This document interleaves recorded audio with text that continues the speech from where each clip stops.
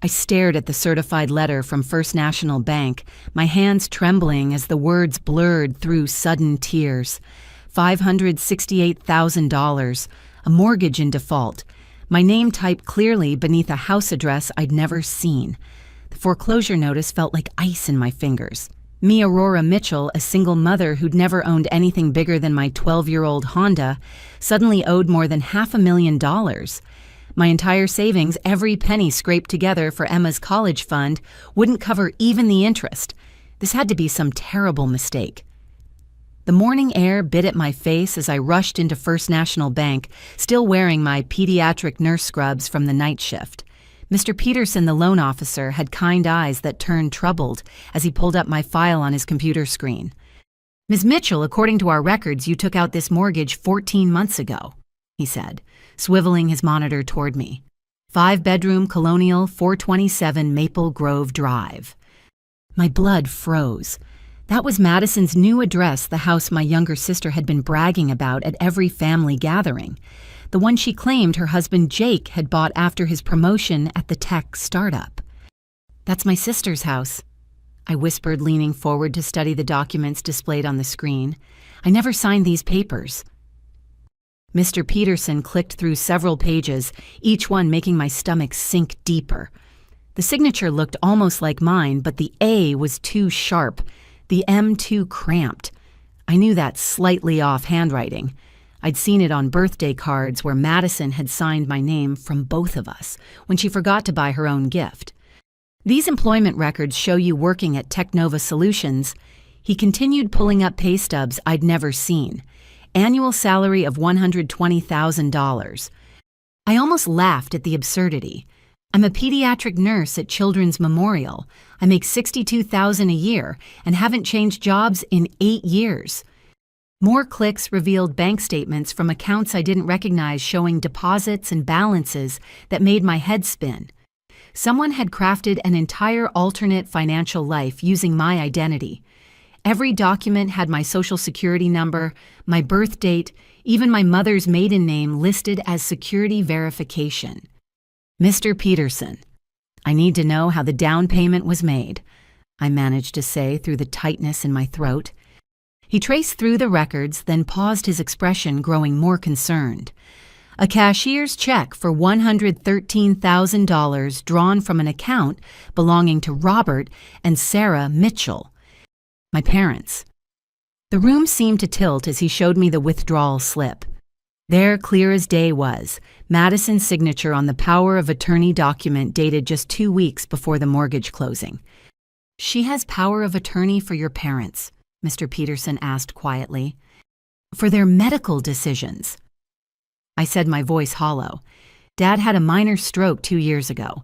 We thought it would be easier if one of us could handle things in an emergency. But Madison had used it to drain their retirement account to steal their future along with mine." The evidence stared back at me from the computer screen, each document another betrayal carved into my trust.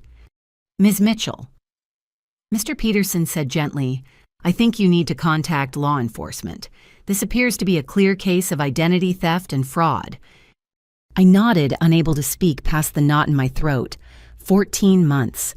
For over a year, my sister had been living in a house built on lies and stolen dreams, while I worked double shifts to save for Emma's education. Every family dinner where she'd smiled at me, every time she'd hugged me and called me the best big sister in the world, she'd been destroying my life behind my back. "Can you print everything?" I asked, finding my voice again. "Every single document. I'm going to need proof of what she's done." As the printer hummed to life, spitting out page after page of fraudulent loans taken in my name, I thought about the last time I'd seen Madison. She'd been wearing a new designer dress, laughing about how Jake's success meant she could finally quit her part-time job at the boutique. Now I knew the truth. There was no promotion, no success story, just my stolen identity and our parents' empty retirement account. The stack of papers grew thicker each page, another nail in the coffin of our sisterhood. Mr. Peterson handed them to me with sympathetic eyes, but I barely saw him through my rage and grief. Madison hadn't just stolen money. She'd stolen my trust, my security, my daughter's future, and our parents' golden years. I left the bank with enough evidence to destroy her house of cards. The question was whether I could destroy my own sister in the process. But as I sat in my car, looking at the foreclosure notice that could ruin everything I'd worked for, I realized Madison had already made that choice for me. She'd chosen her lies over our bond, her greed over my dreams. The drive to her house felt like preparing for war, because that's what this had become. And I was done being the victim in Madison's story. The pristine white columns of Madison's colonial house mocked me as I stood on her front porch, my finger hovering over the doorbell. Through the etched glass panels, I could see the chandelier I now knew had been bought with stolen dreams. My finger pressed down the chime, echoing through what should have been impossible luxury. Madison opened the door wearing a cashmere sweater that probably cost more than my monthly groceries. Her face lit up with that practiced smile until she saw my expression. "Aurora, what a surprise. Come in, come in. The kids will be so happy to see Aunt Rory." I stepped into the marble foyer, my worn sneakers squeaking against stone that had been paid for with fraud. Her children, Aiden and Sophia, barely glanced up from their tablets, surrounded by toys that would have made Emma's childhood birthdays look pitiful in comparison. "We need to talk," I said, my voice steady despite the storm inside. "Privately." Something flickered in Madison's eyes, but she maintained her bright demeanor. "Of course kids keep playing. Mommy will be in the study." She led me past the granite kitchen island, through the dining room with its crystal chandelier, into a study lined with books I doubted she'd ever opened. The door clicked shut and her mask finally slipped. "What's this about?" she asked, but her hands were already trembling. I set the foreclosure notice on her mahogany desk. "You know exactly what this is about." The color drained from her face as she read the header. For a moment, silence stretched between us like a chasm 28 years in the making. Then, like a dam breaking, she collapsed into the leather chair, tears streaming down her carefully made-up face. "I can explain," she sobbed, but the words came out as desperate gasps. "Jake's gambling, it destroyed our credit. We were going to be homeless. The kids, Aurora, think about the kids." "Think about Emma," I shot back. "Think about Mom and Dad. You stole their entire retirement." "I was going to pay it back." Madison's voice pitched higher, her tears running black with mascara. "Every penny, I swear. Your credit was so good, and I just needed to borrow it temporarily. I've been making the payments." "Stop lying!" The words exploded from me. "You're 3 months behind. They're foreclosing Madison. In my name." She crumbled further, clutching at the desk edge. "I've been intercepting your mail, just the financial stuff. I didn't want to worry you. Credit card offers kept coming, and I thought if I could just juggle things until Jake found steady work." "How long?" My voice came out deadly quiet. "How long have you been stealing my mail?" 14 months, she whispered, "since we moved here." The precision of her betrayal stole my breath. Every birthday card that arrived late, every missing bank statement I'd had to request online, every credit card offer I'd assumed got lost in the mail. She'd been erasing me from my own financial life piece by piece. "I protected you," Madison continued, desperation making her words tumble faster. "Those credit cards I opened, I kept the balances low. The car loan, it's almost paid off. I filed your taxes and gave you the refund." "You filed my taxes?" Horror washed over me in new waves. "Madison, that's federal fraud." "I gave you the money," she protested, as if that made it better. "Remember last April when I paid for Emma's school trip? That was your refund." My mind reeled, trying to process the depth of her deception. That school trip to Washington, D.C. had meant everything to Emma. Madison had made such a show of being the generous aunt, insisting it was her gift. But it had been my money all along, stolen and repackaged as her kindness. "I need all of it," I said, fighting to keep my voice level. "Every account, every card, every document you forged, and you're going to tell Jake everything." "I can't." Fresh panic flooded her features. "Aurora, please, I'm pregnant. We just found out last week. If Jake knows what I've done, he'll leave. The kids will lose their father." The news hit me like a physical blow. Another child to be born into this web of lies. Another innocent life Madison would use as a shield for her crimes. "You should have thought about that before you destroyed my life," I said, though the words tasted like ash. "Before you stole Emma's college fund." "I never touched Emma's money," Madison protested, then wilted under my stare. "Just a little, for the mortgage insurance. I was going to replace it." "With what money, Madison? With the job you quit, with Jake's non-existent promotion?" She buried her face in her hands, shoulders shaking. Through the study door, I could hear her children laughing at something on their tablets, blissfully unaware their entire life was built on their aunt's destruction. "I'll fix this," Madison mumbled through her fingers. "Give me time, please. You're my sister." "No." I said the word final as a judge's gavel. "A sister wouldn't do this. You're just someone who shares my DNA and used it to rob me blind." I turned to leave, but her next words stopped me cold. "I'm not the first person in this family to take what wasn't theirs," she said, her tear-stained face suddenly hard. "But I guess you were too young to remember what Mom and Dad did to keep your precious nursing school dreams alive." "What are you talking about?" A bitter smile twisted her lips. "Ask them about Grandma's first will, the one where I was supposed to get money for college, too. Ask them why I had to watch you become the golden child with the perfect career, while I scrape by with community college and retail jobs." "That's your excuse," disbelief colored my voice. "You think some imaginary slight from 20 years ago justifies destroying my life." "It wasn't imaginary."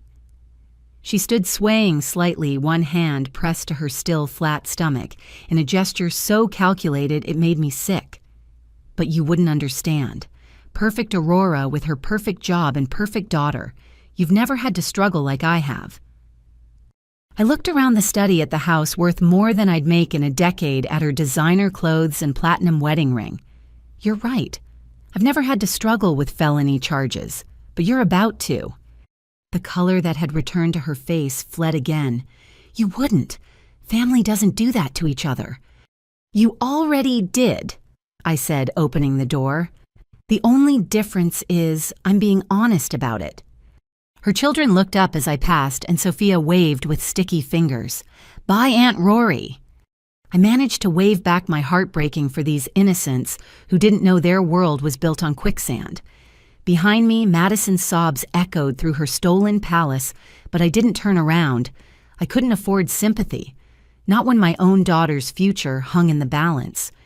The afternoon sun felt too bright as I walked to my car, the weight of what came next pressing down on my shoulders. Madison had fired the first shot when she forged my signature. Now it was time to fight back, even if it meant destroying the family we'd once been. I sat in my car for a moment, hands gripping the steering wheel, trying to process her parting shot about our parents and some mysterious will. Was it another manipulation, or had my whole family been keeping secrets? Either way, I needed answers, and I knew exactly where to find them. My parents' dining room hadn't seen this much tension since Madison announced she was dropping out of college to marry Jake. I'd called the emergency family meeting for Sunday evening, knowing everyone would be available after Mom's traditional pot roast dinner. But tonight, the usual warmth felt suffocating. Madison arrived late, Jake trailing behind her with their usual excuses about traffic. She'd covered her swollen eyes with fresh makeup, but I could see the cracks in her facade. Our brother Daniel showed up last, still wearing his real estate blazer with Mitchell Properties embroidered on the pocket. "What's this about, sweetheart?" Mom asked, setting down her coffee cup with nervous fingers. At 63, Sarah Mitchell still colored her hair, the same honey blonde she'd worn in her teaching days, though stress had added lines around her gentle brown eyes. I placed the stack of bank documents in the center of the table, right between the sugar bowl and Mom's ancient, lazy Susan. Madison has been stealing my identity. She used my name to buy her house. The words fell like stones into still water, ripples of shock spreading across each face. Dad's hand trembled as he reached for his reading glasses, his movement still slightly impaired from the stroke that had given Madison power of attorney. "That's ridiculous," Jake said immediately, his former quarterback frame tensing for a fight. "Madison would never—" "Let her finish." Dad interrupted, his voice carrying the authority of his 30 years as a high school principal. Robert Mitchell might move slower these days, but his mind remained sharp as ever. I spread out the evidence methodically, the forged mortgage documents, the credit cards, the car loan, the tax returns. With each revelation, Mom's face grew paler while Dad's jaw set harder. Daniel leaned forward, studying the papers with professional interest that slowly morphed into horror. "Madison." Mom's voice came out as barely a whisper. "Tell me this isn't true." Madison's carefully constructed composure crumbled. "I can explain Jake's gambling problem destroyed us financially. The children needed stability. I was desperate. My gambling problem." Jake's face flushed red as he turned on his wife. "I haven't placed a bet in 2 years. You told me your parents gave us the down payment as an early inheritance." The room erupted. Accusations flew across the table like shrapnel. Mom crying. Dad's disappointed silence worse than any shout. Daniel pacing behind his chair, running calculations on his phone. Through it all, I sat quietly, letting the truth do its work. "How much?" Dad finally asked, his principal voice cutting through the chaos.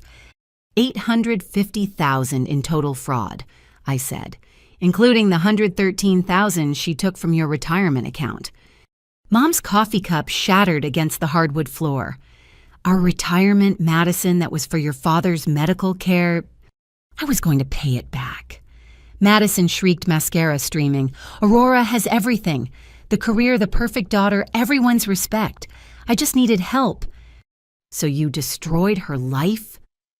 Daniel's voice cracked with disbelief. "Aurora's been working doubles to save for Emma's college while you've been living like a queen on stolen money." Jake stood abruptly, chair scraping. "I need some air. I can't." "Madison, how could you lie to me too? Our whole life is built on fraud." "Don't you dare judge me," Madison shot back. "You couldn't keep a job for more than 6 months. Your startup dreams and get-rich-quick schemes left us drowning."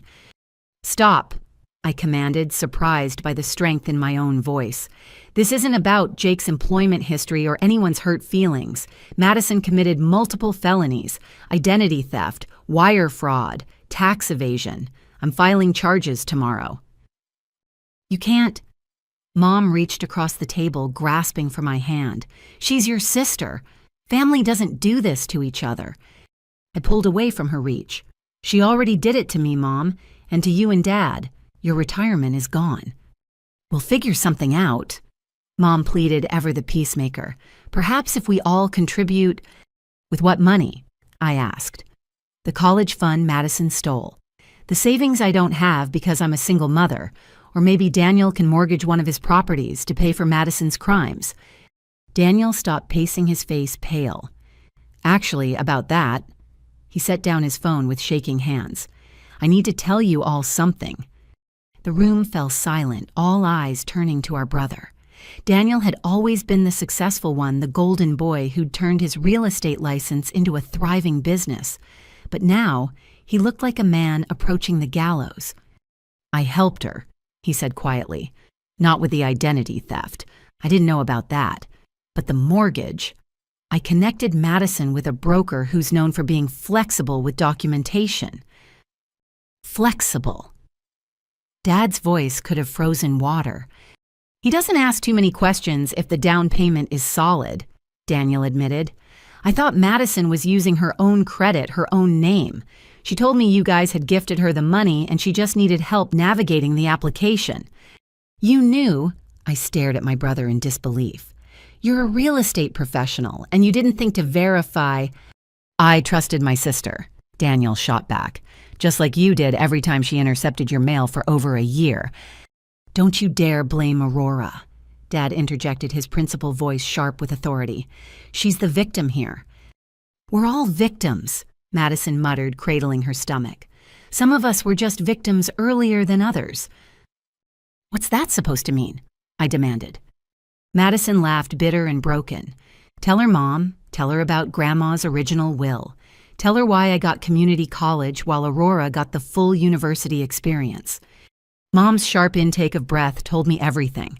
There was truth buried in Madison's manipulation, some family secret I'd been too young or too naive to notice. That has nothing to do with this, Mom said firmly, but her hands shook as she tried to clean up the broken coffee cup. It has everything to do with this. Madison stood swaying slightly. Aurora got $40,000 for nursing school from Grandma's estate. What did I get? A pat on the head and told to marry well. You were already married to Jake, Dad said quietly, and Grandma specifically earmarked that money for education. You dropped out. Because I couldn't afford to continue. Madison's voice rose to near hysteria. But perfect Aurora with her perfect grades got everything. So you decided to take everything from me 20 years later? I asked, incredulous. You've been planning revenge for 2 decades. No. Madison collapsed back into her chair. I didn't plan anything. When the bills started piling up and Jake couldn't find steady work, I remembered how easy everything had always been for you, how unfair it all was. Unfair. I stood my own anger finally breaking free. I worked nights cleaning offices to afford my textbooks. I lived on ramen and hope. I raised Emma alone after Marcus left without any help from any of you. Don't talk to me about easy... Girls, please, Mom begged, but I was done being the good daughter. No, Mom. No more peacekeeping. No more covering up. Madison stole my identity, destroyed my credit, and robbed my daughter's future. And you want me to pretend it's okay because of some decades-old grudge about Grandma's money. Jake returned from outside, his face set with decision. I want a divorce, he announced to the room, and full custody of the kids. I won't raise them with a criminal. Jake, please. Madison reached for him, but he stepped back. You made me an accomplice to fraud, he said coldly. Every mortgage payment we made, every time I believed your lies about your parents' generosity, you made me part of this. My children are living in a stolen house. Your children need their mother, Madison sobbed. I'm pregnant, Jake. Please. And whose credit did you use for the prenatal care? Jake asked. Whose insurance are you planning to defraud for the delivery? The question hung in the air like an accusation. Madison's guilty silence was answer enough. Oh my God, I whispered. You've been using my insurance too. Daniel sank into his chair. This is so much worse than I thought. Madison, do you understand you could go to federal prison, that your kids could end up in foster care? That won't happen, Madison said desperately, because Aurora won't press charges. She's too good, too noble. She won't destroy her own sister. Every eye in the room turned to me. The weight of their expectations, their fears, their hopes pressed down like a physical force. Mom's tears, Dad's disappointment, Daniel's guilt, Jake's anger, Madison's manipulation. Watch me, I said quietly. Madison's face transformed from desperate to vicious. Then I'll tell everyone about your perfect ex-husband Marcus, about why he really left, about the sealed court records from Emma's custody hearing. What court records? I asked, genuinely confused. Our divorce was uncontested. But Madison smiled through her tears, that same calculated expression she'd worn so many times before. Are you sure about that? Are you willing to bet Emma's reputation on it? Enough. Dad's hand slammed the table with surprising force. Madison Michelle Mitchell, you will stop this manipulation immediately. There are no sealed records because I helped Aurora with her divorce. Marcus left because he couldn't handle responsibility, period. Madison's bluff crumbled, leaving her exposed and desperate. But the damage was done. She'd shown everyone in the room exactly who she'd become, someone who would threaten her own sister with invented blackmail to escape consequences. I think we're done here, I said, gathering the documents. Mom, Dad, I'm sorry about your retirement. I'll help however I can. Daniel, you'll probably need your own lawyer. And Madison, I'll see you in court. I walked out of my childhood home, leaving behind the wreckage of our family. Behind me, voices rose in accusation and denial, but I didn't look back. Some bridges were meant to burn, especially when they were built on lies. The cool evening air hit my face as I reached my car. My phone already showed 3 missed calls from Emma, probably wondering why Sunday dinner was running so late. How could I explain that her aunt had stolen her future, that her grandparents were now broke, that her uncle might lose his real estate license? As I drove away, one thought kept circling. Madison had accused me of having everything easy, but she'd never understood the price of integrity. She'd never learned that trust, once broken, could never be fully repaired. And now she never would, because I was done being her safety net. Tomorrow I'd file the police report. Tonight I had to find the words to explain to my daughter why sometimes doing the right thing meant destroying the people you used to love. Catherine Walsh's law office occupied the top floor of a downtown building that screamed success with every polished surface. I'd found her through a coworker whose identity had been stolen by an ex-boyfriend. Catherine had not only won the case, but ensured the man faced maximum penalties. That's what I needed now, someone who wouldn't fold under family pressure. "This is extensive," Catherine said, adjusting her wire-rimmed glasses as she reviewed the documents I'd spread across her mahogany conference table. At 55, she had the kind of presence that made opposing lawyers' nervous silver hair pulled back in a severe bun that matched her no-nonsense reputation. "That's just what I found in the last week," I replied, gripping my coffee cup to keep my hand steady. "I have a feeling there's more." Catherine's expression remained neutral as she examined each forged signature, each fraudulent account, but I caught the slight tightening around her eyes. "Your instincts are correct, Ms. Mitchell. Identity theft of this magnitude rarely stops at 1 or 2 incidents. It's like an addiction that escalates over time." She pulled out a legal pad and began making notes in precise handwriting. "First, we need a complete audit of your financial history. Every account, every credit inquiry, every transaction for the past 5 years minimum." 5 years. My stomach dropped. "You think she's been doing this that long?" "The mortgage fraud was 14 months ago, but that level of sophistication doesn't happen overnight," Catherine explained. "Your sister knew exactly which documents to forge, which systems to exploit. That takes practice." She was right. Madison's tears and desperate excuses had almost made me forget the calculated precision of her crimes. This wasn't a panic decision, it was methodical destruction.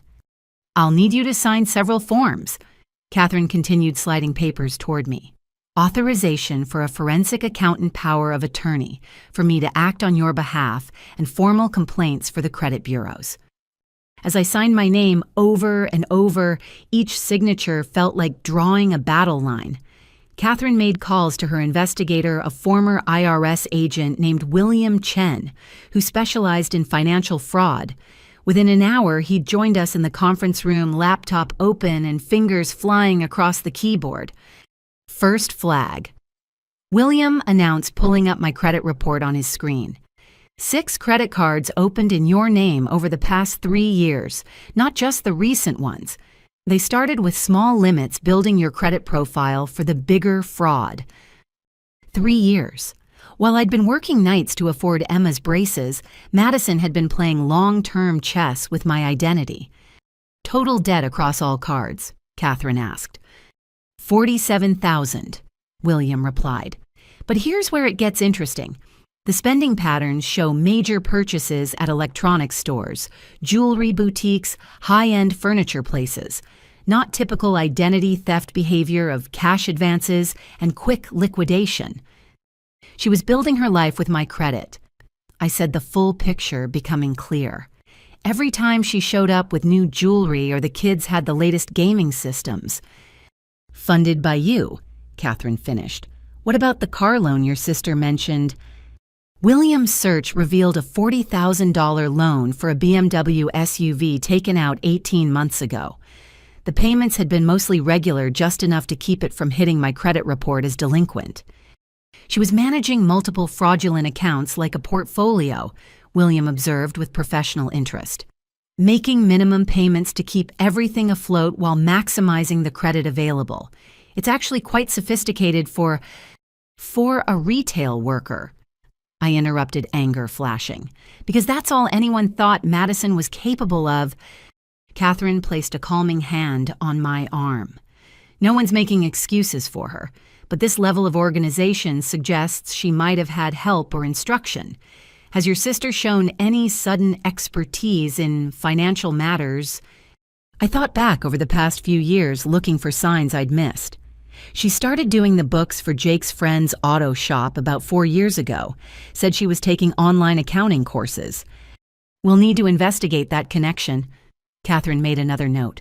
Now what about your parents' involvement? They're victims too, I said quickly. The $113,000 from their retirement was accessed using power of attorney, Catherine interrupted gently, which requires specific documentation. When exactly did your parents grant this power? I explained about Dad's mild stroke, how Madison had volunteered to handle their paperwork while he recovered. We'd all been grateful she'd stepped up, seen it as her finally taking responsibility. Now that selfless act looked like positioning for a longer con. Your daughter's college fund, Catherine continued. How much was taken? This was the part that hurt most. $15,000. Everything I'd saved since she was born. The IRS refunds your sister mentioned filing. William pulled up the records.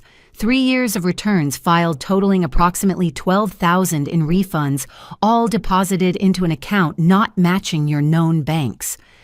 $12,000 that should have gone to Emma's education.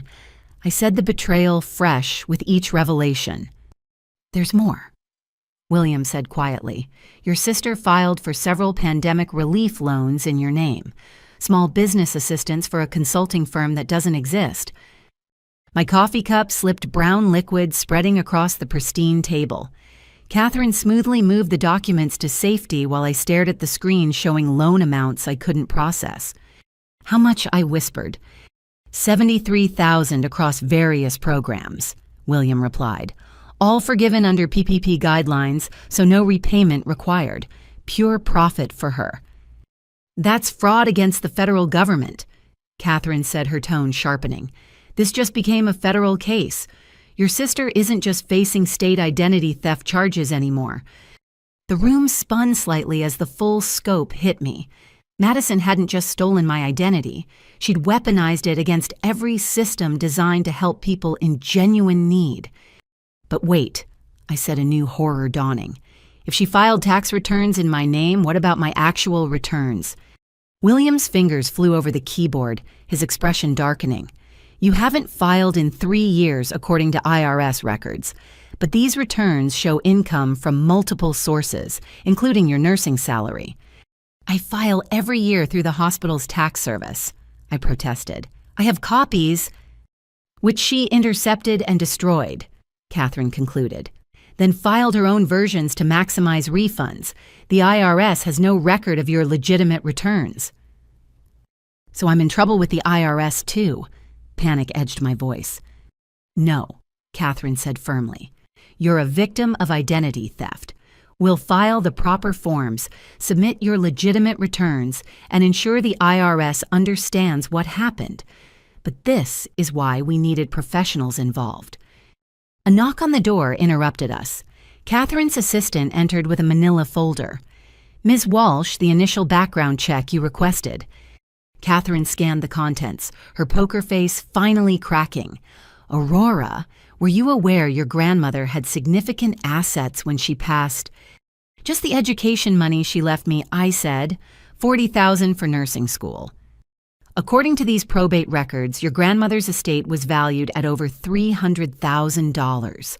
The will named both you and Madison as equal beneficiaries for education purposes, with your parents as trustees.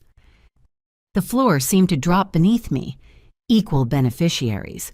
But Madison said, Your sister received her share, Catherine continued. $50,000, which your parents confirmed she withdrew for business ventures with her then-boyfriend Jake. The money was gone within 6 months. She lied. I breathed. At the family meeting, she made it sound like she got nothing. Manipulation requires selective truth, Catherine observed. She got money but squandered it while you used yours for its intended purpose. In her mind, that inequality justified everything that followed. William cleared his throat. There's one more thing. I've been tracking the offshore accounts your sister set up. She's been moving money in preparation to run. Run where? I asked. Based on the wire transfers somewhere without extradition treaties. She's been planning this for months, accelerating recently. If we don't act fast, she'll disappear with everything, Catherine finished. Aurora, we need to file charges immediately, today. Every hour we wait gives her more time to complete her exit strategy. I thought of Madison's pregnancy announcement, her tears, her desperation. Had that all been calculated too? Another manipulation to buy time. What about her kids? I asked. Aiden and Sophia, they're innocent in this. Oh, which is why we need to act responsibly, Catherine said.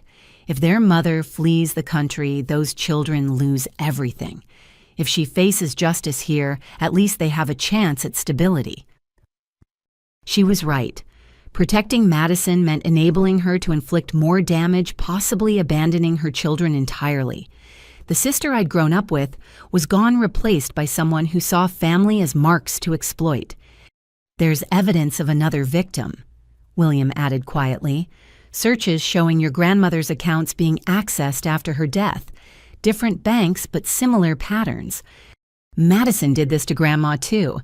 The last piece of my heart reserved for sisterly love crumbled. 5 years ago, while your grandmother was in hospice, William confirmed. Approximately $60,000 in withdrawals during her final months, listed as medical expenses, but the money went to the same accounts linked to your sister. Catherine gathered the papers with grim efficiency. This establishes a clear pattern of escalating financial crimes. Your sister didn't start with you. You were just the biggest target. How many victims are we talking about? I asked, though I dreaded the answer. Based on preliminary searches, at least 4 confirmed beyond you and your grandmother. Former employers, an ex-roommate, possibly others. Your sister has been running identity theft schemes for most of her adult life. The Madison I thought I knew completely evaporated. In her place stood a serial criminal who happened to share my DNA. Every childhood memory felt tainted now, wondering when my little sister had transformed from the girl who'd crawl into my bed during thunderstorms to the woman who'd steal my future without hesitation. I'll file the police report, I said, my voice steady with resolve. Whatever you need me to do, I'm ready. Catherine nodded approvingly. We'll start with local law enforcement, but this will quickly escalate to federal involvement. The FBI takes pandemic fraud very seriously. As we prepared to leave for the police station, one thought kept cycling through my mind. Madison had accused me of having everything easy, but she'd never understood that integrity came with its own price. Now she'd learned that consequences did too. One last thing, Catherine said as we gathered our documents. Your ex-husband, Marcus. Is there any chance your sister's threat about sealed records has merit? None, I said confidently. Marcus left because he couldn't handle being a father. The divorce was clean, no drama beyond his abandonment. Good, Catherine replied, because your sister will likely make more desperate claims as the walls close in. Truth is, your best defense against her lies. We left the office building as the afternoon sun cast long shadows between the skyscrapers. Somewhere in this city, Madison was probably still spinning stories, still believing she could manipulate her way out of consequences. She was wrong. The investigation had revealed more than just financial crimes. It had exposed the hollow core where her conscience should have been. And while part of me mourned the sister I'd lost the mother in, me knew exactly what needed to be done. Emma deserved justice. My parents deserved restitution. Madison's own children deserve better than a mother who'd built their lives on stolen foundations. Time to tear it all down and start rebuilding with truth. The drive to my parents' house felt like traveling back through time, each familiar street corner, holding memories of a childhood that now seemed like fiction.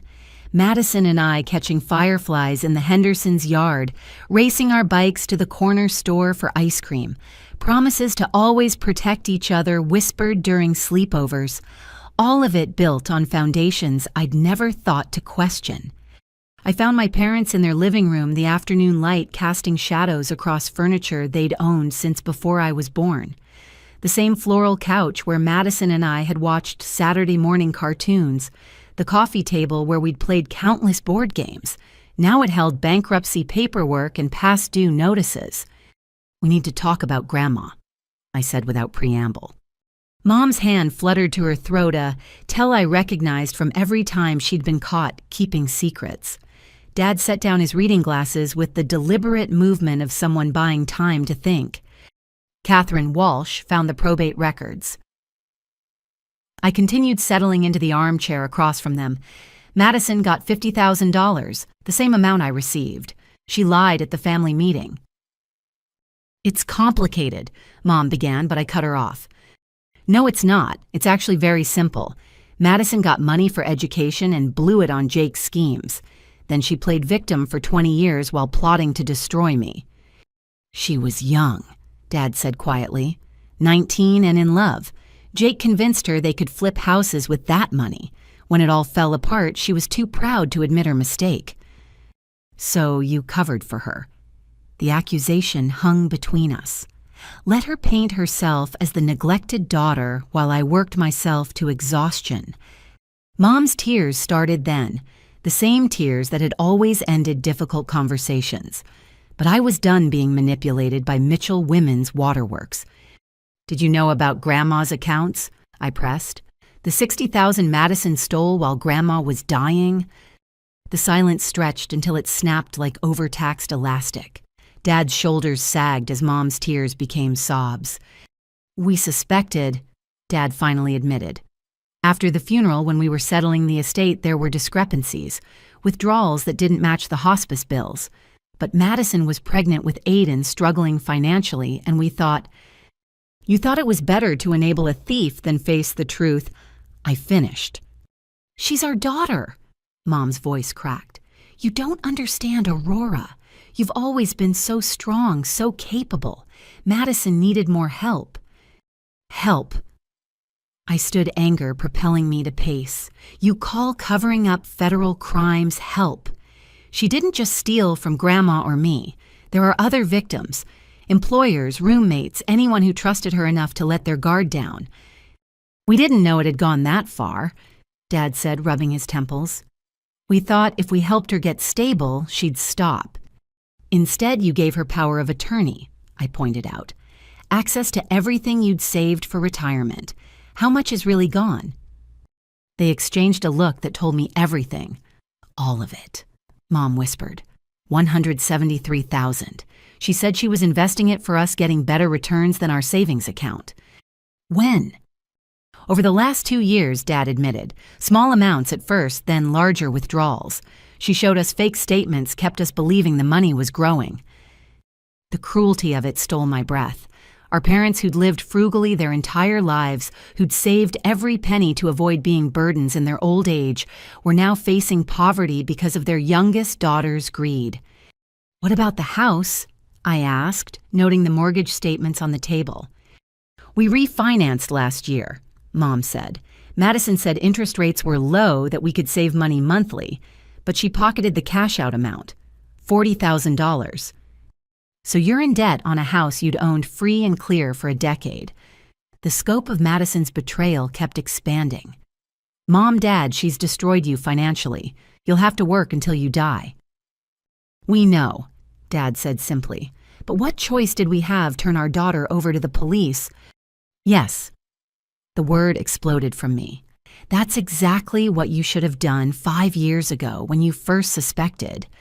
Maybe then she would have gotten help instead of escalating to destroying my life and Emma's future." A car door slammed outside.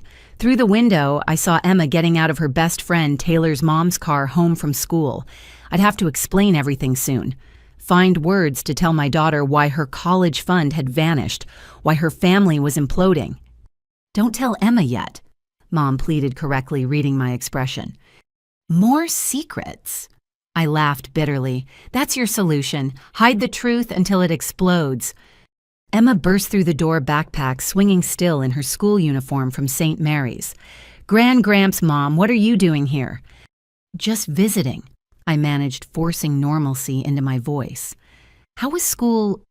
Fine, but everyone's talking about some drama on Madison's social media. She posted this weird thing about family betraying her. Emma pulled out her phone. Look. The Instagram post made my blood run cold. Madison tears streaming holding Aiden and Sophia. The caption read, "When your own sister tries to destroy your children's lives out of jealousy. Some people can't stand seeing others happy. Pray for us." The comments were already piling up. Extended family members offering support, friends condemning the unnamed cruel sister, church members promising prayers. Madison had fired the first shot in a public war I'd never wanted. Is she talking about you? Emma asked, her sharp intelligence cutting through pretense. I looked at my daughter, 16 years of honesty between us, and made a choice. We need to talk. All of us. Emma, sit down. Aurora, no. Mom protested, but I was done protecting Madison at Emma's expense.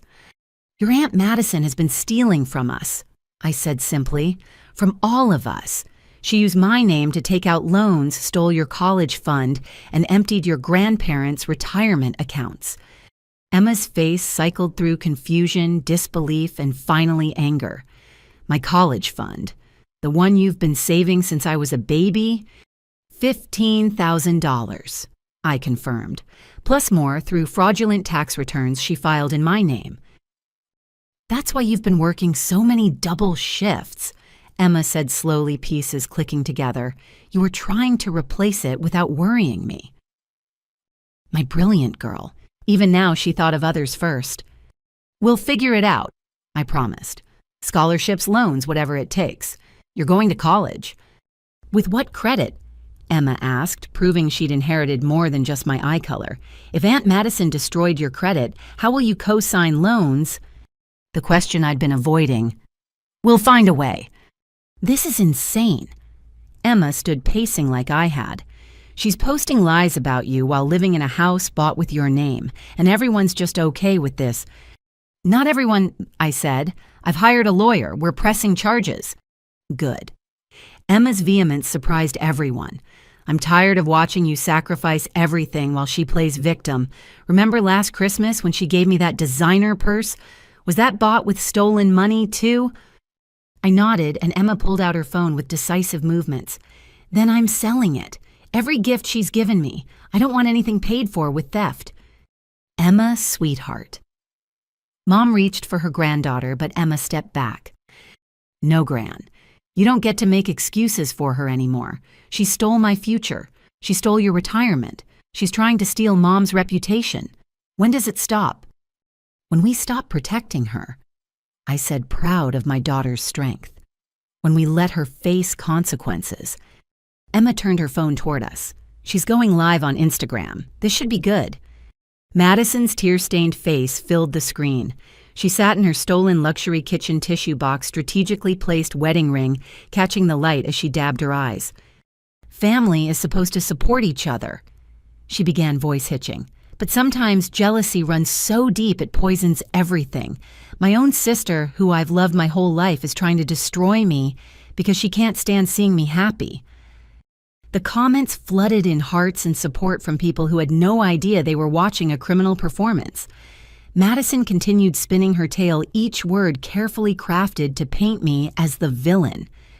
She's always resented that I found love while she's alone, that I have this beautiful home while she struggles.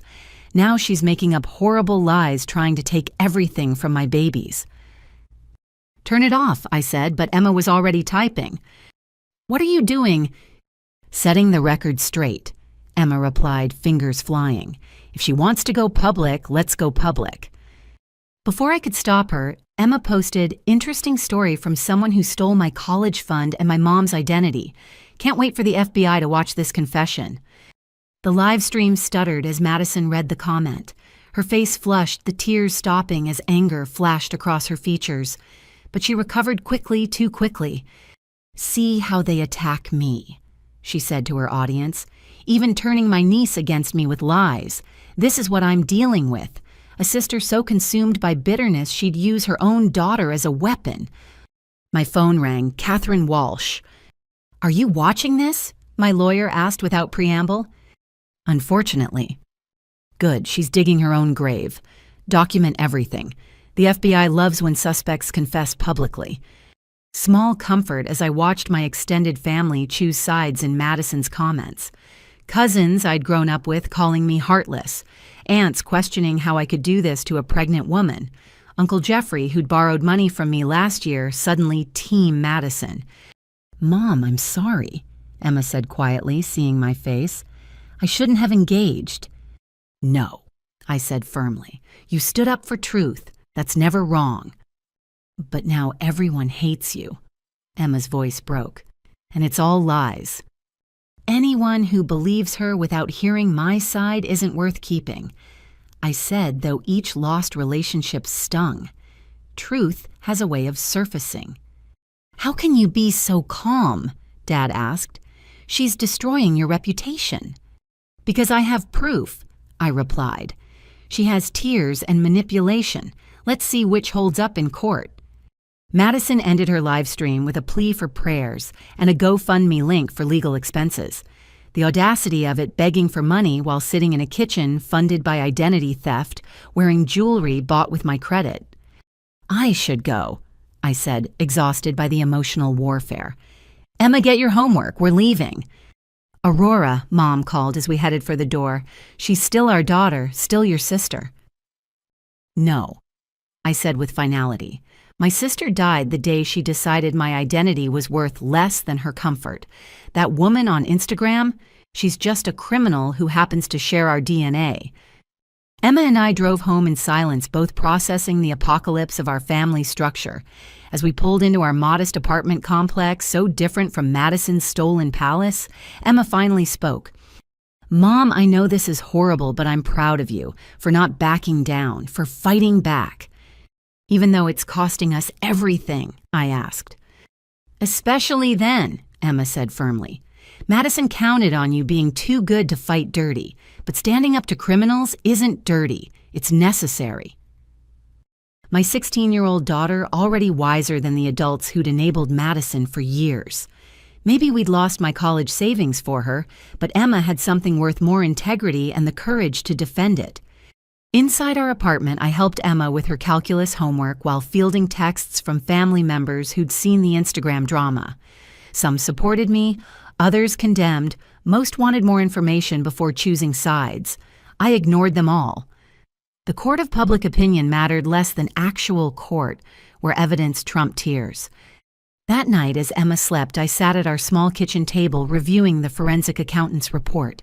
Each line item, another betrayal, another theft, another lie. But also evidence.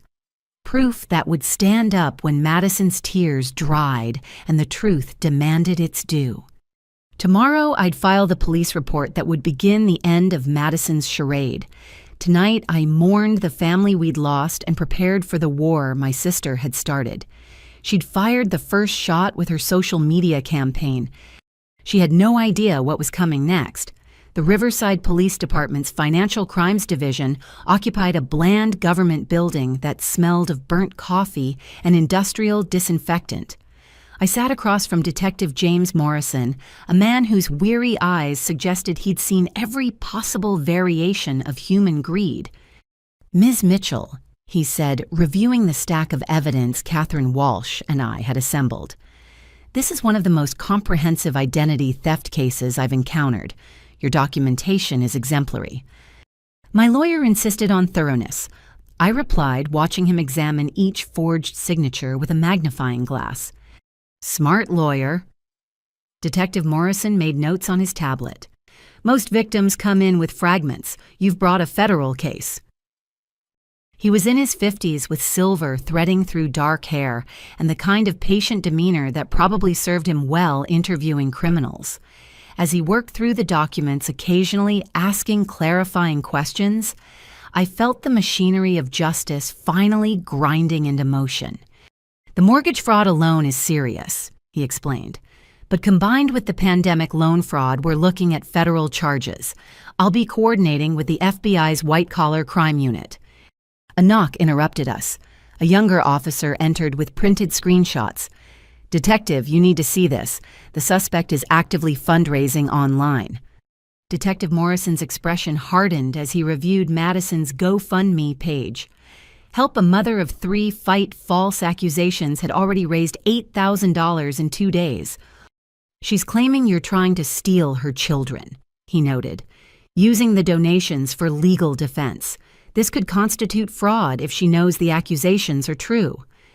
"She knows," I said firmly. "She forged every signature personally." "We'll add it to the charges," he assured me. "Now I need to warn you about something. Once we arrest your sister, this becomes public record. The media might pick it up, especially given the amount involved." "I understand," I said, though. The thought of more public scrutiny made my stomach clench. Whatever it takes to stop her. We spent 3 hours going through every detail. Detective Morrison was particularly interested in the pattern of escalation, how Madison had started small and built up to major fraud. He showed me similar cases explaining how identity thieves rarely stopped until caught. "Your sister fits the profile of a serial fraudster," he explained. "The family connection just made you easier targets. These people often have what we call selective sociopathy. They can seem loving and normal while simultaneously destroying those closest to them." As I left the police station, my phone buzzed with messages. The family group chat had exploded. Someone had spotted me entering the police building, and word spread like wildfire. Accusations flew from Madison's supporters, pleas for reconciliation from the fence-sitters, and surprisingly, support from unexpected quarters. Cousin Patricia. Finally, someone's stopping her. She borrowed $3,000 from me last year, never paid back. Great Aunt Helen. That girl stole from the church fundraiser in '98. We all pretended not to know. Uncle Steve. She destroyed my credit in college. I stayed quiet for family peace. No more. Each message revealed another victim, another crime swept under the rug of family harmony. Madison had been a one-woman crime wave for over 2 decades, protected by relatives too embarrassed or too kind to speak up. I picked Emma up from school, finding her in the library researching identity theft statistics for a presentation. "I'm turning our situation into my senior project," she announced. "Financial literacy and protecting yourself from family fraud. Mrs. Chen approved it this morning." "Are you sure you want to be that public about it?" I asked, worried about teenage cruelty. "Someone has to be." Emma gathered her materials. "Do you know how many kids my age have no idea their parents could destroy their credit before they even turn 18? If our story helps one person avoid this, it's worth it." My daughter finding purpose in our pain, making something constructive from Madison's destruction. We stopped at our lawyer's office where Catherine Walsh waited with more developments. Madison hired Vincent Crawley. She informed us naming a defense attorney known for taking questionable cases. He's already filed motions claiming mental distress and coercion. "Coercion?" I asked, incredulous. "She's claiming you and your parents pressured her into taking the loans, that you were all complicit until you turned on her," Catherine explained. "It's a desperate strategy, but Crawley specializes in muddying water." "But we have evidence." "Which is why we'll win," Catherine assured me. "But prepare for character assassination. Crawley will dig into every aspect of your life looking for dirt." "Let him dig," I said. "I've got nothing to hide." "Everyone has something," Catherine warned. "A bounce check from college, a parking ticket, anything they can spin to damage your credibility. Stay off social media, don't engage with family drama, and document any contact from Madison or her supporters." That evening, Grace Chen arrived at our apartment. My best friend since middle school had evolved from the shy girl who helped me with math homework into a forensic accountant who could track financial crimes like a bloodhound.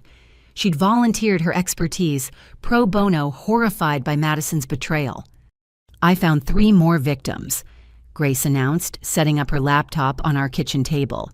Former roommates from Madison's community college days. Small amounts, but it establishes pattern behavior going back 16 years. 16 years. I repeated, trying to process the timeline. She's been doing this since she was 19. At least, Grace pulled up spreadsheets that made my head spin. But here's the interesting part. Remember Jake's auto shop job, the one where Madison supposedly learned bookkeeping? I nodded, and Grace smiled grimly. The shop was investigated for insurance fraud 2 years ago. Nothing proven, but claims were inflated consistently during Madison's employment. She wasn't learning legitimate bookkeeping. She was learning how to cook books. So Jake knew, Emma asked, looking up from her homework. Possibly, Grace hedged, or Madison learned by watching others and applied it to her personal crimes. Either way, she had training. As Grace walked us through the financial web Madison had woven, my phone rang. Unknown number, but Catherine had warned me to answer everything in case it was law enforcement. Aurora. Madison's voice, but different, harder. The tears were gone. I shouldn't be talking to you, I said, putting her on speaker and starting my recording app. Then listen, she snapped. Drop the charges. Tell them you made a mistake. I'll pay back some of what I took, and we all move forward. I almost laughed. Madison, you stole $850,000 from multiple victims. I preserved our family's lifestyle. Her mask slipped completely. Do you know what it's like watching your perfect sister succeed while your husband can't hold a job?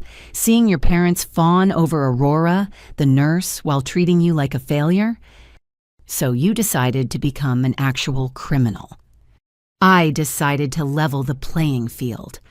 Madison's voice turned cold. And I'll level it again if you don't back off. I know things about you, Aurora. Things Emma doesn't know, about why Marcus really left. Marcus left because he was selfish, I said evenly, though my heart raced. There's no secret. Isn't there? Madison's tone turned sly. What about the miscarriage? The one you never told him about, the pregnancy you hid, because you knew he'd leave if there was another baby. The words hit like physical blows. I'd never told anyone about that lost pregnancy, the grief I'd carried alone, rather than trap Marcus with another child he didn't want. How? I went through your medical bills, remember insurance statements, EOBs. I know everything, Aurora, every secret, every weakness. Back off, or Emma learns what kind of mother you really are. The kind who protects her daughter from toxic people, I said, finding my voice. Goodbye, Madison. I hung up, hands shaking. Grace and Emma stared at me, questions in their eyes. Mom, Emma's voice was small. What was she talking about? Manipulation. I said, choosing truth over Madison's weapon. When you were 3, I had a miscarriage.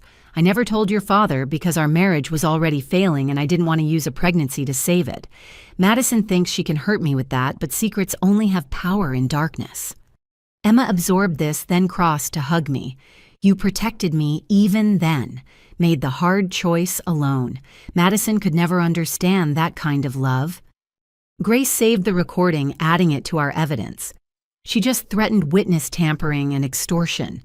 Your sister really doesn't understand how badly she's destroying her own case. Over the next days, the legal machinery accelerated. Detective Morrison called with updates. The FBI had taken interest.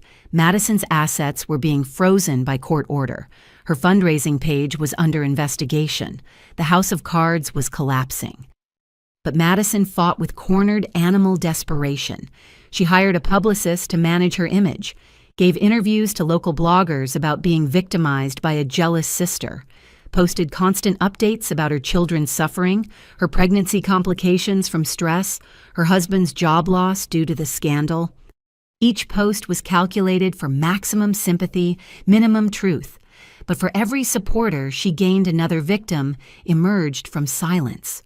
The forensic accounting revealed decades of theft, dozens of lives damaged by her greed. 23 victims identified so far, Grace reported at our next meeting. Total theft approaching $1.2 million over 16 years. The number staggered me. Madison hadn't just stolen from family. She'd been a one-woman financial plague, destroying credit and dreams wherever she went. How did no one catch this sooner? I asked. Because she chose victims carefully, Grace explained. Family who wouldn't prosecute, employers too small to have robust security, roommates who'd blame themselves for missing money. She's actually quite brilliant in her targeting. Brilliant. My little sister, the one I'd helped with homework and protected from bullies, had grown up to be a brilliant criminal. The waste of it burned. That night, while reviewing more evidence, Emma looked up from her laptop with a troubled expression. Mom, Aunt Madison posted something weird. A photo of you from college with some guy who isn't Dad. She's asking if anyone knows who he is. I looked at the screen, seeing a photo I hadn't thought about in 20 years. Me at 19, laughing with Christopher, the boyfriend, before Marcus. Madison was fishing for scandal, trying to construct a narrative of me as unfaithful or deceptive. That's Christopher, I told Emma.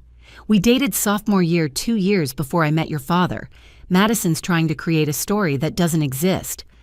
So we fight back with truth, Emma asked. Always, I confirmed.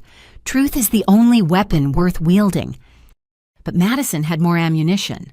Over the following days, she posted selectively edited texts, ancient emails, photos, stripped of context, building a case in the court of public opinion that I was unstable, jealous, a pathological liar who'd turned my family against poor innocent Madison. Some believed her. Former friends questioned whether I was really a victim or secretly the perpetrator. Co-workers whispered when I passed. Even some hospital administration wondered if the drama would affect my work.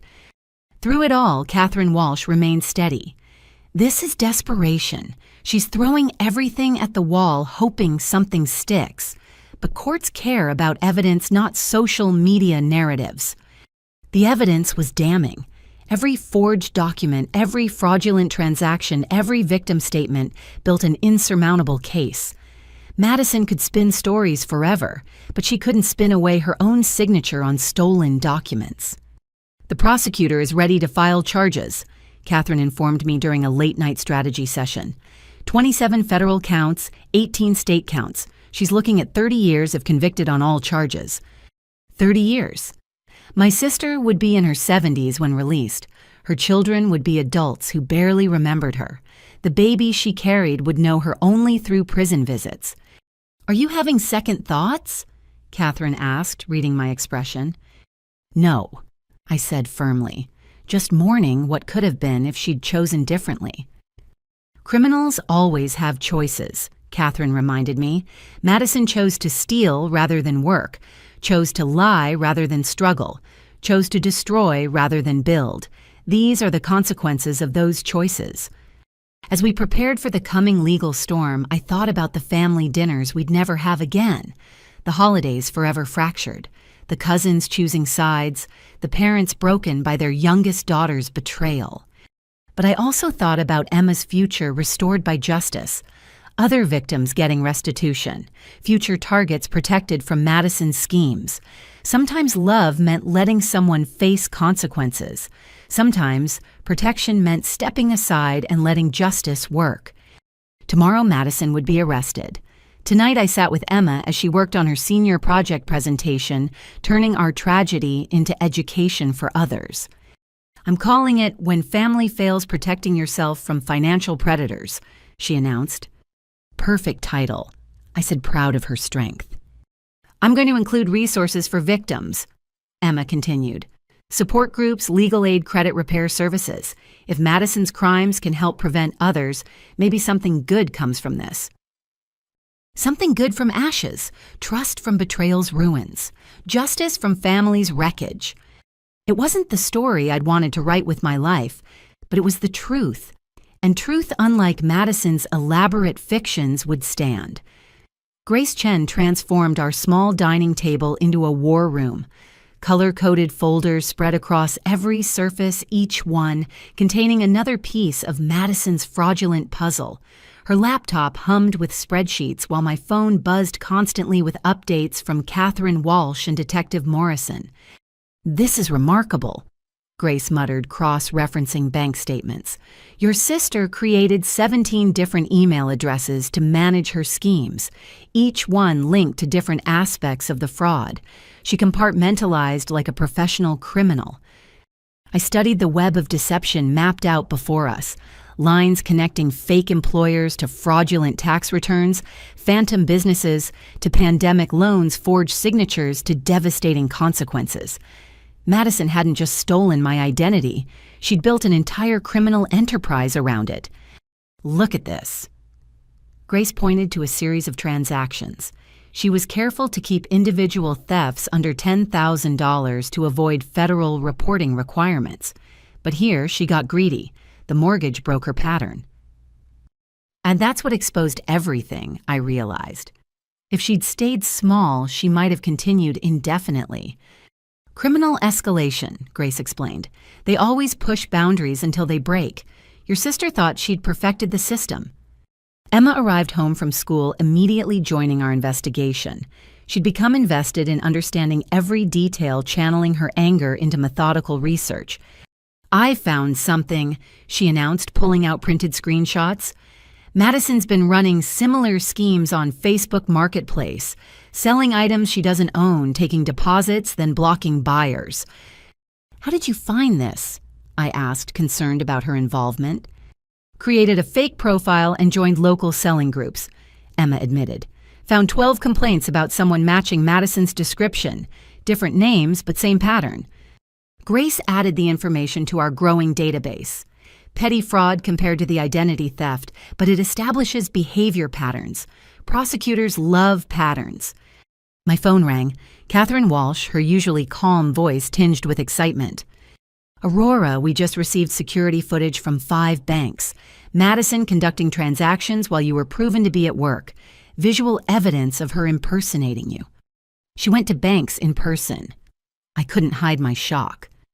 Wearing similar clothes to your work scrub's hair, styled like yours. She studied you, Aurora, learned your mannerisms, your signature, even your verbal patterns. The tellers genuinely believed they were serving you. The violation felt fresh again. My own sister studying me like a mark, learning to wear my identity like a costume. Every family gathering had been reconnaissance. Every shared meal an opportunity to perfect her impersonation. There's more. Catherine continued. The FBI tracked the offshore accounts. She's moved over $200,000 internationally. They're working with Interpol to freeze the funds. Can they recover it? Possibly. But more importantly, it proves intent to flee. No judge will grant bail with that evidence. After the call, I sat staring at the security footage Catherine had emailed. Grainy but clear enough to see Madison entering a bank, approaching a teller, signing my name to withdraw money from accounts I didn't know existed. She moved with confidence, even chatting with the bank employees. She really became you, Emma said quietly, watching over my shoulder. No, I corrected. She wore me like a mask, but underneath she was always herself. That evening, Marcus arrived unexpectedly. My ex-husband stood at our door looking uncomfortable, but determined. At 6'4", with the build of the construction foreman he'd become, he still cut an imposing figure. But his eyes held the same uncertainty they'd shown the day he'd admitted fatherhood was too much responsibility. I heard what Madison did, he said simply. I want to help. Since when do you help? Emma's voice carried years of abandonment. Emma, I warned, though I understood her anger. It's okay, Marcus said, meeting his daughter's glare. I deserve that. I've been a terrible father, but I'm still an FBI agent, and what Madison's doing is wrong. I'd forgotten about Marcus's career change after our divorce. He joined the Bureau partly to prove he could commit to something, partly to escape the guilt of leaving us. Now that background might prove useful. What kind of help? I asked cautiously. Digital forensics, he offered. My department specializes in cyber-enabled financial crimes. I can fast-track evidence analysis, ensure nothing gets overlooked. Why would you do that? Emma demanded. Marcus looked at his daughter with something like pain. Because I failed you both once. Maybe I can help make something right now. I made a decision based on pragmatism rather than forgiveness. Fine. Grace can share what we have, but this doesn't change anything between us. I know, Marcus said quietly. I'm not trying to fix the past, just help with the present. Over the next hours, Marcus proved his worth. His FBI access revealed Madison had purchased software specifically designed for creating fake documents. She'd taken online courses in graphic design and digital manipulation, every tool of deception deliberately acquired. This is sophisticated planning, Marcus observed. Your sister didn't stumble into identity theft. She trained for it. While I was working double shifts to pay for Emma's school, I said bitterly. She studied you like a subject, Marcus continued. Look at these purchases. Voice recording equipment, handwriting analysis books, even a course on method acting. She prepared for this like a role. Detective Morrison arrived as we worked, bringing additional evidence that made my stomach turn. We found a storage unit rented in your name, Aurora. Want to guess what was inside? I couldn't imagine. What? Boxes of documents from every aspect of your life. School records, medical files, employment history. She even had your childhood diary, plus documents from at least 30 other victims. She's been collecting identities like trophies. The diary detail broke something inside me. I'd wondered where it went during a move years ago, assumed it was lost. But Madison had taken it, read my teenage thoughts and dreams, mining my past for useful details. There's something else, Detective Morrison continued. We found evidence she's been grooming her children to participate, teaching them to lie about their address for school enrollment, having them answer phones with false information. She's turning her kids into accomplices. Grace looked horrified. Child Services is now involved, the detective confirmed. This goes beyond financial crimes. She's endangering her children's moral development. As if summoned by the mention of her children, Madison called. I almost didn't answer, but Catherine had advised recording every interaction. You've destroyed my life, she said without preamble. No tears now, just cold fury. Jake filed for divorce. My kids are being questioned by social workers. I'm on house arrest with an ankle monitor like some common criminal. You are a criminal, I stated flatly. I'm a mother who did what she had to do. Madison's voice rose. You have no idea what it's like watching everyone else succeed while you fail. Mom and Dad giving you money for school while telling me to marry well. You getting promoted while I got laid off from every retail job. Even our cousins had better lives. So you decided to steal those lives. I decided to take what should have been mine. The rawness in her voice revealed the depths of her entitlement. If Grandma's money had been split fairly, if Mom and Dad had helped me, like they helped you if anyone had given me a chance. I gave you chances, I interrupted. Covered your rent 3 times, bought your kids Christmas presents when you claimed Jake was between jobs, never asked for repayment. Charity, she spat. Perfect Aurora's charity. Do you know how that felt? Taking handouts from my successful sister while living in a roach-infested apartment. So you stole my life instead. I took what I deserved. Madison's voice dropped dangerously. And if you don't drop these charges, I'll destroy what's left of yours. I have photos, Aurora, from that bachelorette party in Vegas before you married Marcus. The one where I drank too much and danced on a bar. I finished. Madison, I was 23. That's not blackmail material. The photos suggest more than dancing, she threatened. Amazing what angles and captions can imply. Marcus, who'd been listening, shook his head. She really doesn't understand she's adding extortion charges, does she? She's desperate, Grace observed, throwing everything at the wall. Let her, I said, exhausted by her threats. I'm not dropping charges, Madison, not for fake scandals, not for tears, not for anything. Then you've killed me, Madison said dramatically. When I'm in prison and my children are in foster care and my baby is born behind bars, remember you did this. You killed your own sister. No, I said firmly. You killed the sister I thought I had. I'm just burying the body. The call ended with her cursing me, but I felt only relief. Every conversation revealed more of the stranger she'd become, or perhaps always was. We worked through the night assembling evidence into prosecutorial packages. Each folder represented a life disrupted, a dream deferred, trust betrayed. By dawn, we had 8 boxes of meticulously organized proof. "This is bulletproof," Marcus said, professional admiration in his voice. "I've seen federal cases with less evidence get convictions. Your sister is finished." Emma had fallen asleep on the couch, still clutching victim statements she'd been organizing. I covered her with a blanket, grateful she'd inherited my strength rather than Madison's moral flexibility. "She's remarkable," Marcus said quietly, "despite having me for a father." "Because of having me for a mother," I corrected. "Don't mistake my accepting help for forgiveness, Marcus." "I don't," he assured me. "I just want you to know I'm proud of how you've handled this, both of you." Grace packed up her equipment as the sun rose, promising to return later with final analysis. Detective Morrison took the evidence boxes, each one carefully labeled and sealed. "The prosecutor will be in touch," he informed me. "With this evidence and the FBI involvement, we're looking at a strong case. Your sister's attorney is good, but he can't argue with facts." As everyone left, I sat in my empty apartment surrounded by the ghost of our investigation. Every surface that had held evidence of Madison's crimes now bore only coffee rings and pen marks. But the truth remained solid and undeniable. Emma stirred, waking with the disorientation of someone who'd slept in their clothes. "Is it over?" "The evidence gathering is done," I told her. "Now we wait for justice to work." "Will it?" she asked with the skepticism of a generation raised on true crime podcasts.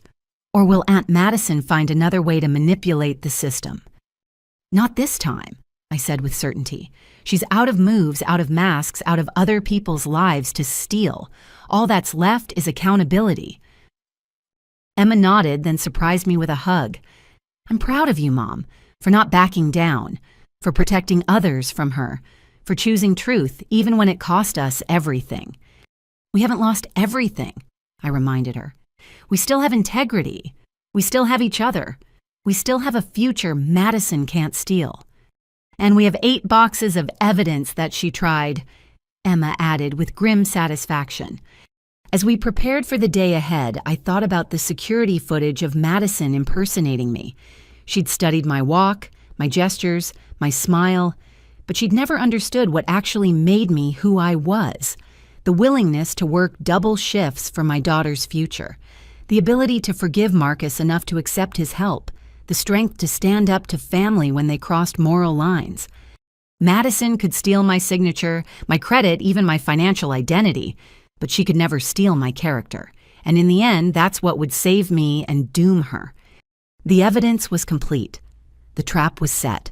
All that remained was springing it on the sister who'd made herself a stranger, one theft at a time. Madison's Instagram transformation from suburban mom to persecuted victim happened with theatrical precision. Gone were the designer clothes and perfectly styled hair. In their place appeared a woman in worn sweats, no makeup, dark circles painted under eyes that had mastered the art of tearing up on cue. Day 12 of my sister's vendetta. She whispered to her phone camera, voice cracking with practiced emotion. "My children ask why Aunt Aurora wants to destroy our family. I don't have answers. How do you explain hatred to innocent hearts?" Emma showed me the video over breakfast, her expression mixing disgust with reluctant admiration. "She's really good at this. Look at the comments." "She's weaponizing motherhood." I observed, noting how she always filmed with toys visible in the background, children's voices barely audible off camera. "Should we respond?" Emma asked. "Tell our side." "No," I decided. Let her perform. Every lie she posts becomes evidence of fraud when the truth comes out.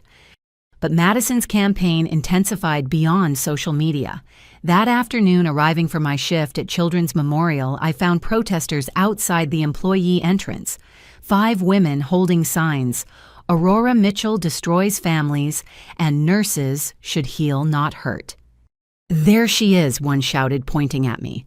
"The woman trying to orphan 3 innocent children." I kept walking head high, but they followed, chanting about family values and sisterly cruelty.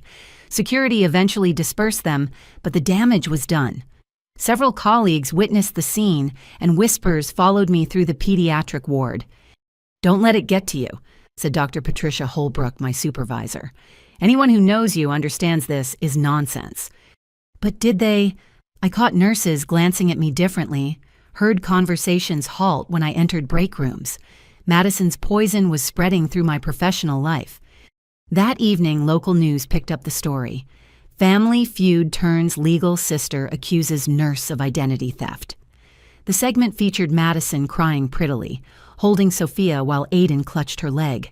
She'd given them an exclusive painting herself as a devoted mother facing persecution. "I only wanted to provide for my children," she told the reporter, a young woman who nodded sympathetically. "Yes, I made mistakes with finances, but who hasn't struggled? My sister could have helped me fix things quietly. Instead, she chose destruction." They showed my photo, the one from my hospital ID, where I looked tired and stern. The contrast was deliberate, warm, maternal Madison versus cold, career-focused Aurora. The narrative wrote itself. "This is slander," Emma fumed, pacing our living room. "Can't we sue?" "Let Catherine handle it." I said, though, watching my reputation shredded on television tested my resolve. Madison's digging her own grave. But she had more ammunition. The next day, someone leaked my divorce records to a gossip blog. Nothing scandalous in the actual documents, but Madison's supporters spun gold from straw. Aurora, the homewrecker. Aurora, the unfit mother whose husband fled. Aurora, the bitter divorcee, destroying her married sister from jealousy. "The irony," Marcus said when he called to apologize for his part in our past. "I left because I was selfish, but they're painting you as the villain in our story too." The pressure mounted from unexpected directions. Our landlord called, concerned about the controversy surrounding his property. Neighbors who'd been friendly became distant. Even the grocery store clerk who'd known us for years seemed uncomfortable making eye contact. Then came the death threats. The first appeared in my work email, bypassing hospital filters through careful wording. "Nurses who hurt families sometimes have accidents. Watch your back." Security increased my escort to and from the parking garage. Police traced the email to a library computer. No cameras, no leads. But it was enough to rattle me. "We should stay with someone," Emma suggested after the second threat arrived via postal mail letters cut from magazines like a movie cliché. Uncle Daniel offered. "We're not running," I interrupted. "That's what Madison wants. Us cowering, hiding, giving up." But the campaign escalated. Madison discovered TikTok, creating viral videos of her children's tears. She coached them carefully, never quite saying lies, but implying volumes. "I miss Aunt Rory," Sophia said to the camera, clutching a teddy bear. "Why doesn't she love us anymore?" "She loves you," Madison's voice replied softly. "She's just confused right now. Sometimes adults make bad choices." 30 million views in 2 days, comments demanding justice for those poor babies. Influencers picking up the story, adding their outrage to the chorus. At the hospital, administration called me in. "We support you," Dr. Holbrook assured me, but her expression suggested limits. "However, the publicity is affecting the unit. Parents are requesting different nurses. The protests are disrupting patient care." "Are you suspending me?" I asked directly. "Voluntary leave," she suggested carefully, "until the legal matters resolve. With pay, of course. We value your years of service." I wanted to fight to point out the injustice of punishing the victim, but sick children didn't need their care disrupted by Madison's circus. I accepted the leave, adding career damage to Madison's tally of destruction. Emma faced her own battles at school. Screenshots of Madison's videos circulated among students, generating cruel rumors. Someone created an Instagram account called Toxic Aunt Tales, sharing memes about our situation. "I can handle it," Emma insisted, but I saw the strain in her eyes, heard her crying behind closed doors. Then Jake entered the fray, but not how Madison expected. He gave his own interview sitting in the home Madison had bought with fraud, surrounded by evidence of their false prosperity. My wife lied to me too. He said his quarterback shoulders slumped with defeat. I thought we'd earned this life. Instead, I've been an unknowing accomplice to massive theft. I'm cooperating fully with authorities because our children deserve better than a mother who builds their world on crime. Madison's response video showed true rage for the first time. My own husband, the father of my children, choosing my sister's lies over our family. This is what Aurora does. She poisons everyone against me. But Jake's defection created cracks in Madison's narrative. Comments began questioning inconsistencies. How did a retail worker afford that house? Why were the children in private school? Where did the money for her jewelry originate? Catherine Walsh seized the moment. We're filing defamation suits against Madison and several of her most vocal supporters who've crossed into illegal harassment. The death threats give us criminal ammunition, too. Will it stop them? I asked, exhausted by the constant barrage. It'll make them think twice, Catherine assured me. Keyboard warriors rarely continue when facing actual consequences. Detective Morrison provided unexpected support, giving a brief statement to media about the extensive evidence in the case and warning against harassment of witnesses in an active federal investigation. The tide began turning. Legitimate journalists started investigating rather than just amplifying Madison's narrative. The financial discrepancies became impossible to ignore. Her victim persona cracked under scrutiny. Then Madison made a critical error. Desperate to maintain sympathy, she staged a suicide attempt, but she miscalculated the timing, posting a farewell video, then calling emergency services too quickly. Paramedics arrived to find her fully conscious, no pills ingested, theatrical setup obvious. The police report leaked within hours. Subject appeared to be creating content rather than experiencing mental health crisis. No medical intervention required. She overplayed her hand, Grace observed, monitoring the social media sentiment. People feel manipulated now. They hate that more than the original crime. Madison tried damage control, claiming the attempt was real, that police misunderstood. But security footage from her house subpoenaed for the divorce showed her carefully arranging props, checking camera angles, even doing multiple takes of her goodbye message. Jake filed for emergency custody using the staged attempt as evidence of instability. She prioritized viral content over our children's well-being, why his filing stated. They witnessed her preparing this deception, further damaging their ability to distinguish truth from lies. Madison's carefully constructed victim narrative collapsed. Supporters distanced themselves. The protesters disappeared from the hospital. Death threats stopped as their senders realized they'd been duped. But in her defeat, Madison grew more dangerous. "If I'm going down," she said in what became her final public video, "I'm taking everyone with me. Aurora, Mom, Dad, Jake, even precious Emma. You all created this. You all deserve what's coming." The threat was clear enough for police to upgrade her house arrest. An ankle monitor became full surveillance. Her internet access was restricted. The children were removed to Jake's temporary custody. Emma and I sat in our quiet apartment processing the sudden silence after weeks of chaos. "Is it over?" she asked. "The public part, maybe," I said. "But Madison still has to face trial. She'll have new strategies, new manipulations." "But no more audience," Emma noted with satisfaction. "No one to perform for except a jury who'll see evidence, not tears." The pressure campaign had failed, turned back on its creator.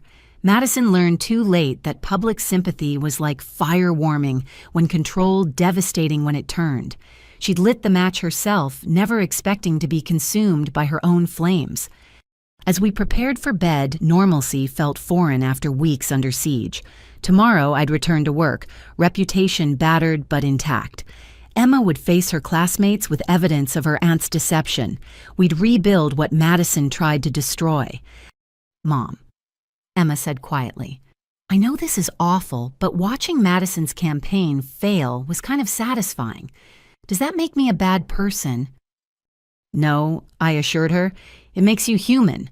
There's no virtue in being endlessly victimized.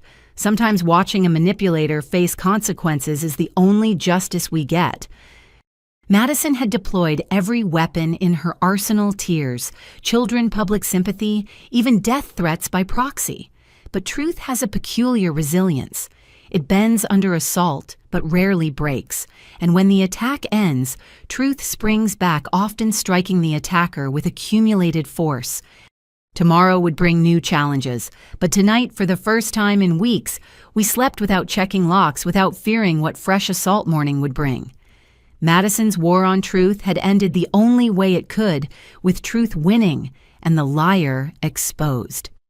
The prosecutor would handle the legal consequences, but the court of public opinion had already rendered its verdict, and Madison, who'd sought that venue so desperately, would have to live with its judgment.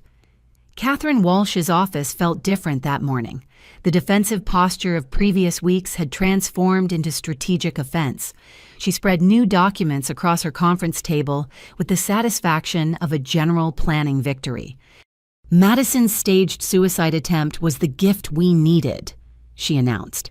Public sympathy evaporated overnight. Now we strike back.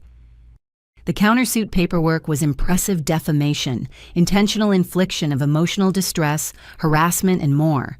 Each charge supported by screenshots, video evidence, and witness statements from those who'd participated in Madison's campaign. We're also filing civil suits for the identity theft separately, Catherine explained.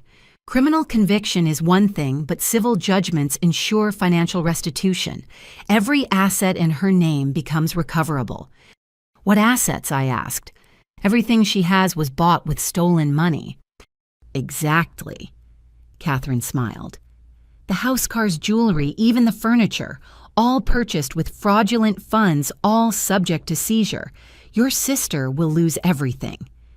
Part of me felt the weight of that. Madison's children watching their possessions loaded into trucks, their rooms emptied, their lives stripped bare. But then I remembered Emma's college fund, my parents' retirement, 30 other victims Madison had destroyed without conscience. What about the GoFundMe? Emma asked, having joined us after school. Fraud charges, Catherine confirmed. Raising money under false pretenses is illegal. Those funds will be frozen, potentially distributed to victims. As we planned our legal response, my phone buzzed. Patricia Coleman, the investigative journalist Grace had mentioned weeks ago.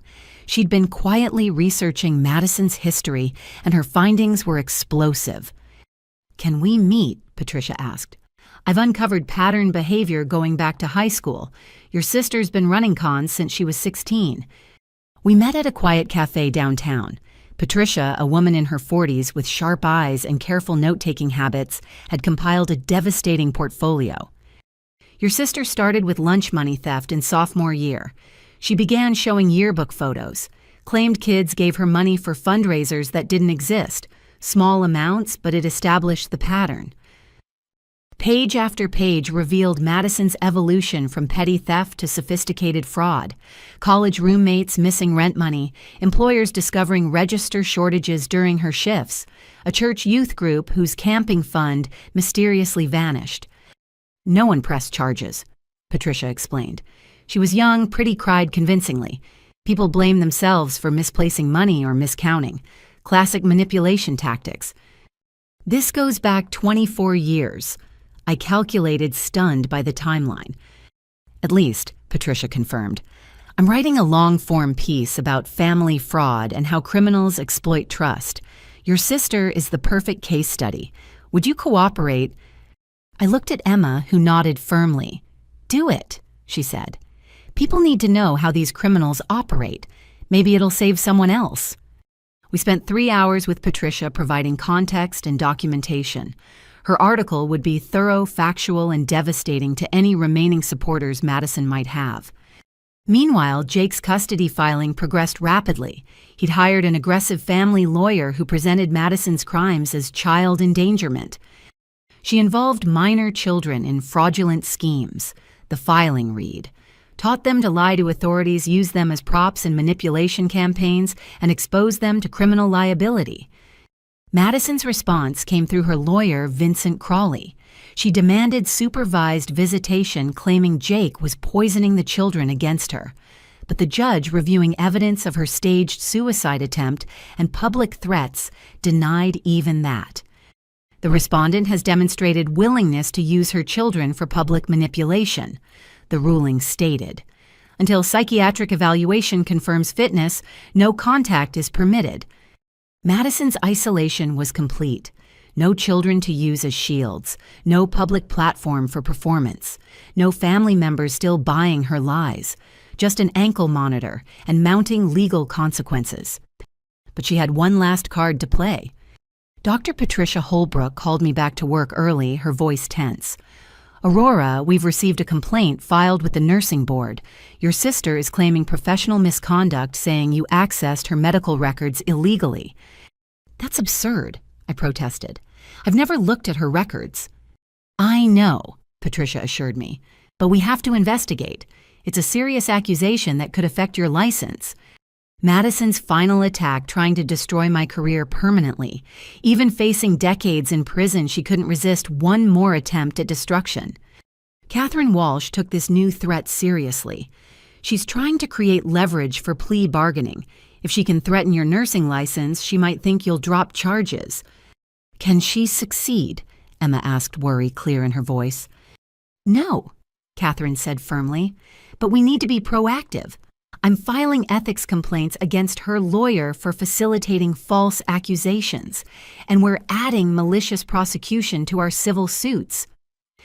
We documented everything: my work schedules, computer access logs, witness statements from colleagues, confirming I'd never accessed Madison's information.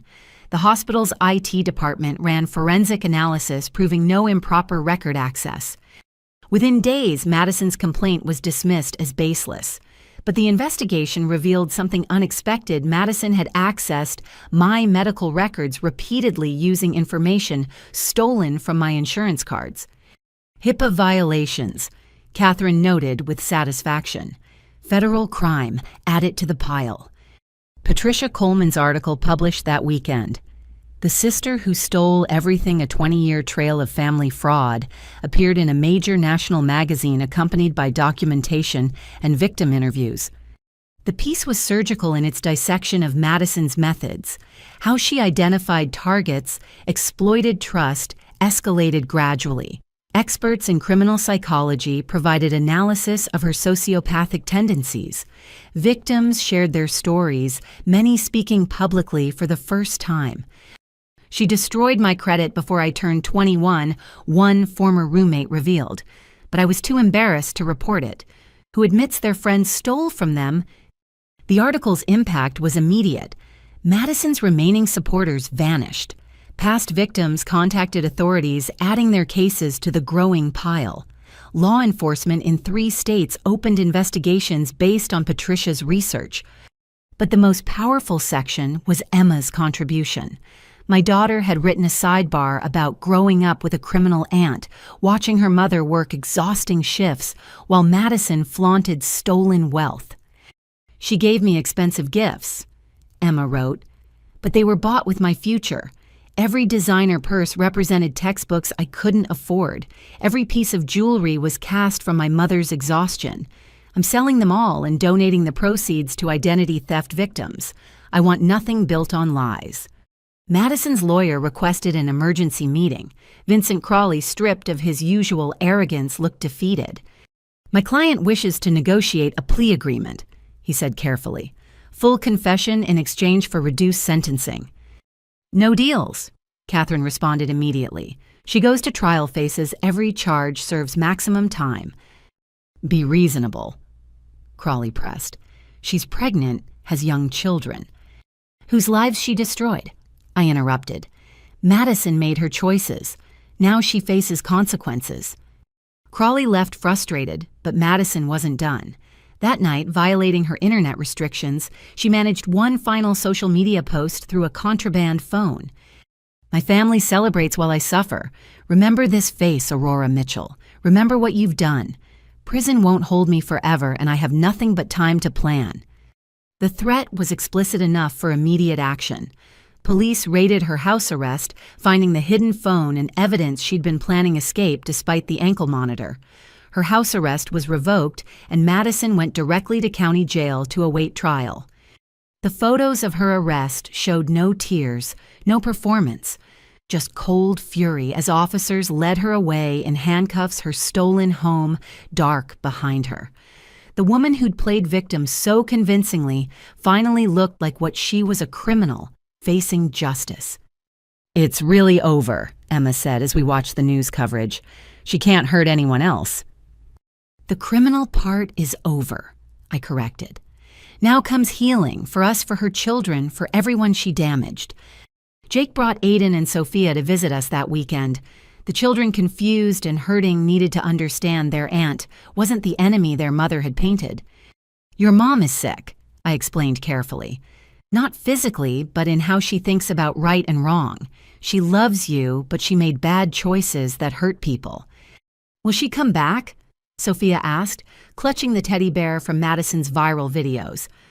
"Someday," I said honestly, "but not for a long time. Until then, you have Dad and grandparents and us. You're not alone." The investigation's final tally was staggering: 43 identified victims over 24 years. Total theft exceeding $2 million.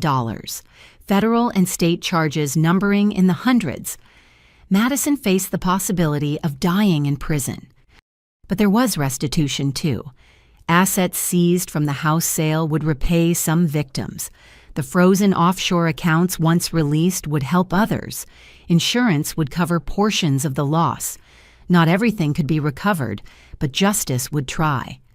Emma's college fund remained depleted, but her story had touched strangers.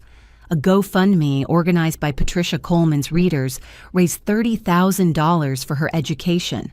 Offers of scholarships poured in from schools, impressed by her strength and advocacy.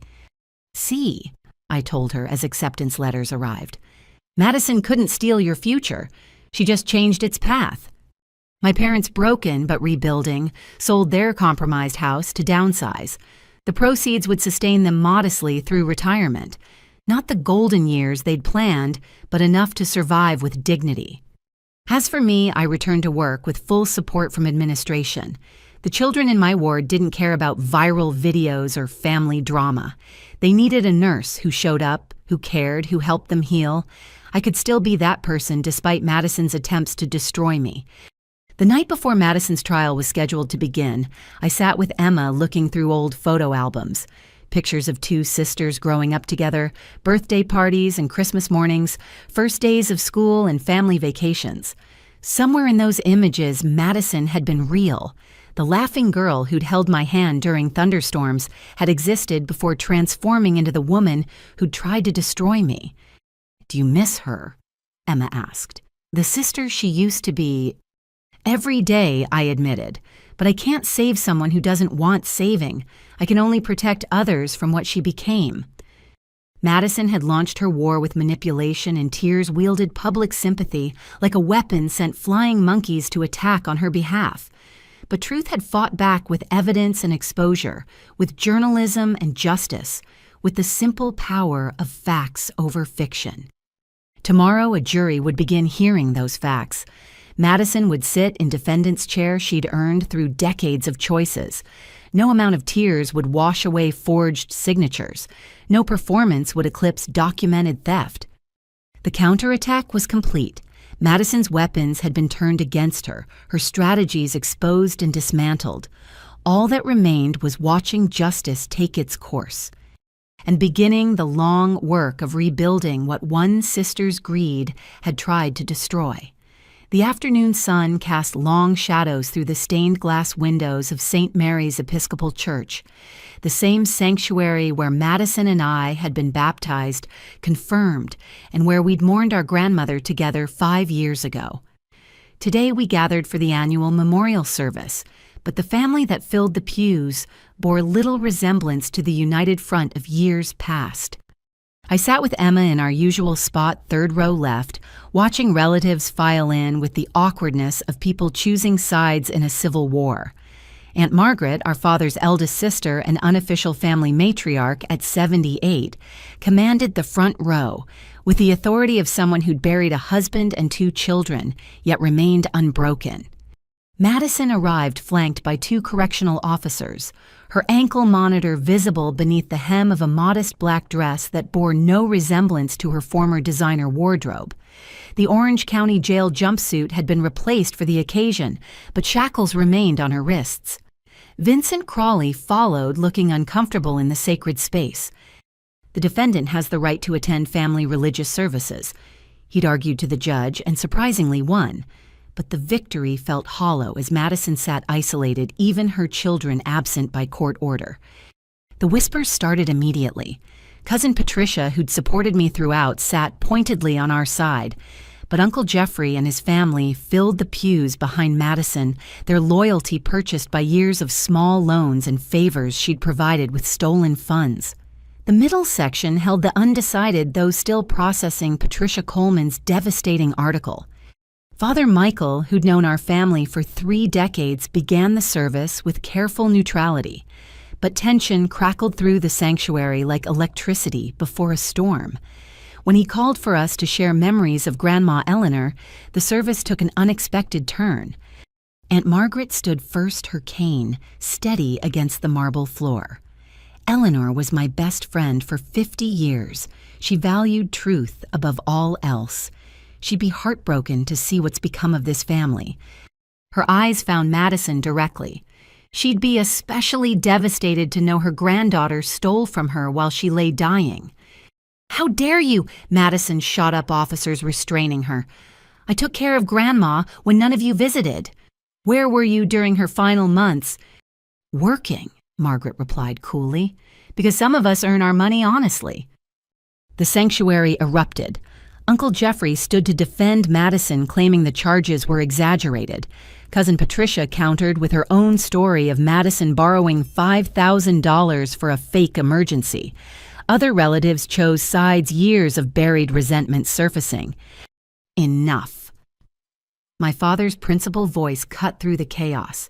He stood slowly, the stroke's effects still visible in his careful movements. "We're in God's house, arguing over a woman who taught us better." "Then tell them the truth, Dad," Madison challenged. "Tell them how you and Mom always favored Aurora, how you gave her opportunities you denied me." "We gave you identical opportunities," Mom said quietly from beside Dad. "You squandered yours. That's not favoritism, Madison. That's consequence." Madison laughed bitterly. "Identical Aurora got private tutoring for her nursing entrance exams. What did I get told to marry Jake and make the best of it? You'd already dropped out of 3 colleges. I interjected, my own anger rising. "They paid for each attempt. How many chances did you deserve?" "Oh, as many as you got." Madison's mask slipped completely. But perfect Aurora never needed second chances, did she, straight as full scholarship model daughter. "Do you know what it's like growing up in that shadow?" "So, you decided to steal my light." I stood to face her. "Destroy my credit, take my daughter's future, ruin our parents. That was your solution to childhood jealousy." "I decided to level the playing field," Madison snarled, "and I'd do it again." The confession echoed through the sanctuary. Even her supporters looked shaken by the venom in her voice. Vincent Crawley whispered urgently in her ear, but the damage was done. Father Michael attempted to restore order, but Aunt Margaret wasn't finished. She pulled out a manila envelope, hands trembling with age and anger. "I hired my own investigator," she announced, "because I couldn't believe Eleanor's granddaughter capable of such evil, but the evidence is worse than the accusations." She scattered photographs across the pew. Madison at the casino gambling with Eleanor's money while claiming it went to hospice care. Madison buying jewelry the day after Eleanor's account was drained. Madison celebrating at an expensive restaurant while we planned the funeral. Each image was a dagger. Madison's defense crumbled as relatives saw proof of her callousness. She'd been partying on stolen funds while we mourned the woman she'd robbed. "That's not all." Daniel spoke up suddenly, my brother's voice heavy with guilt. "I need to confess something, too." The sanctuary fell silent. Daniel's successful real estate agent and golden child had his own secrets to reveal. "Madison's been blackmailing me for 2 years," he admitted. "She knew I'd been inflating property values for better commissions, threatened to report me unless I helped with her schemes. I'm not proud of what I've done, but I won't protect her anymore."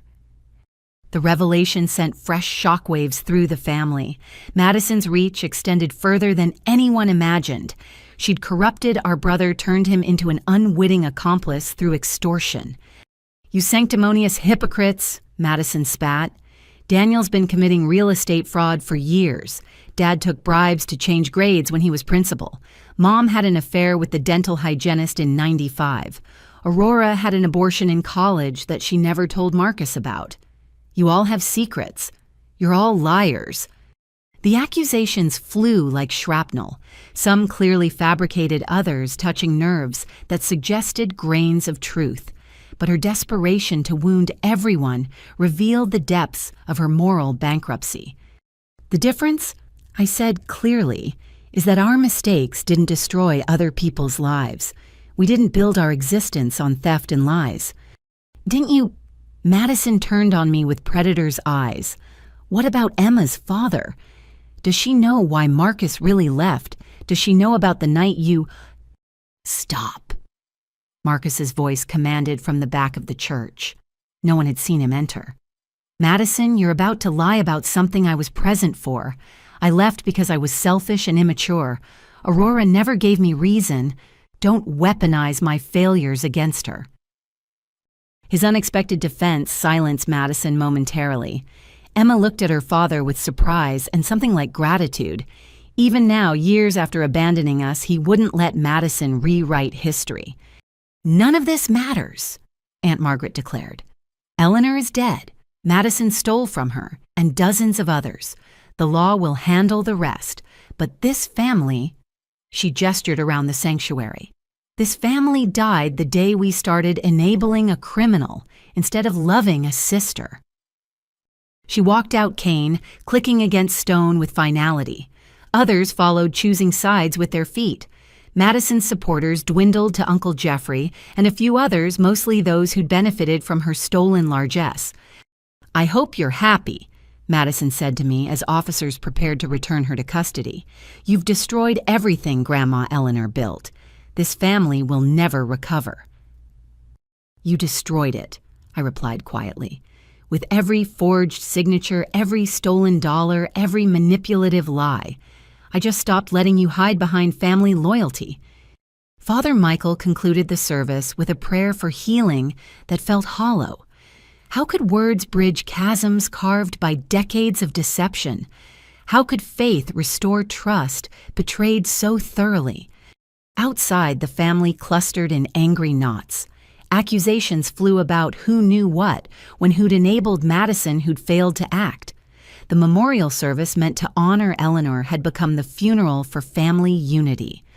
Emma and I stood apart watching the dissolution. My parents sat in their car, Mom crying while Dad stared straight ahead. Daniel talked frantically with his lawyer on his phone, realizing Madison's blackmail admission had exposed his own crimes.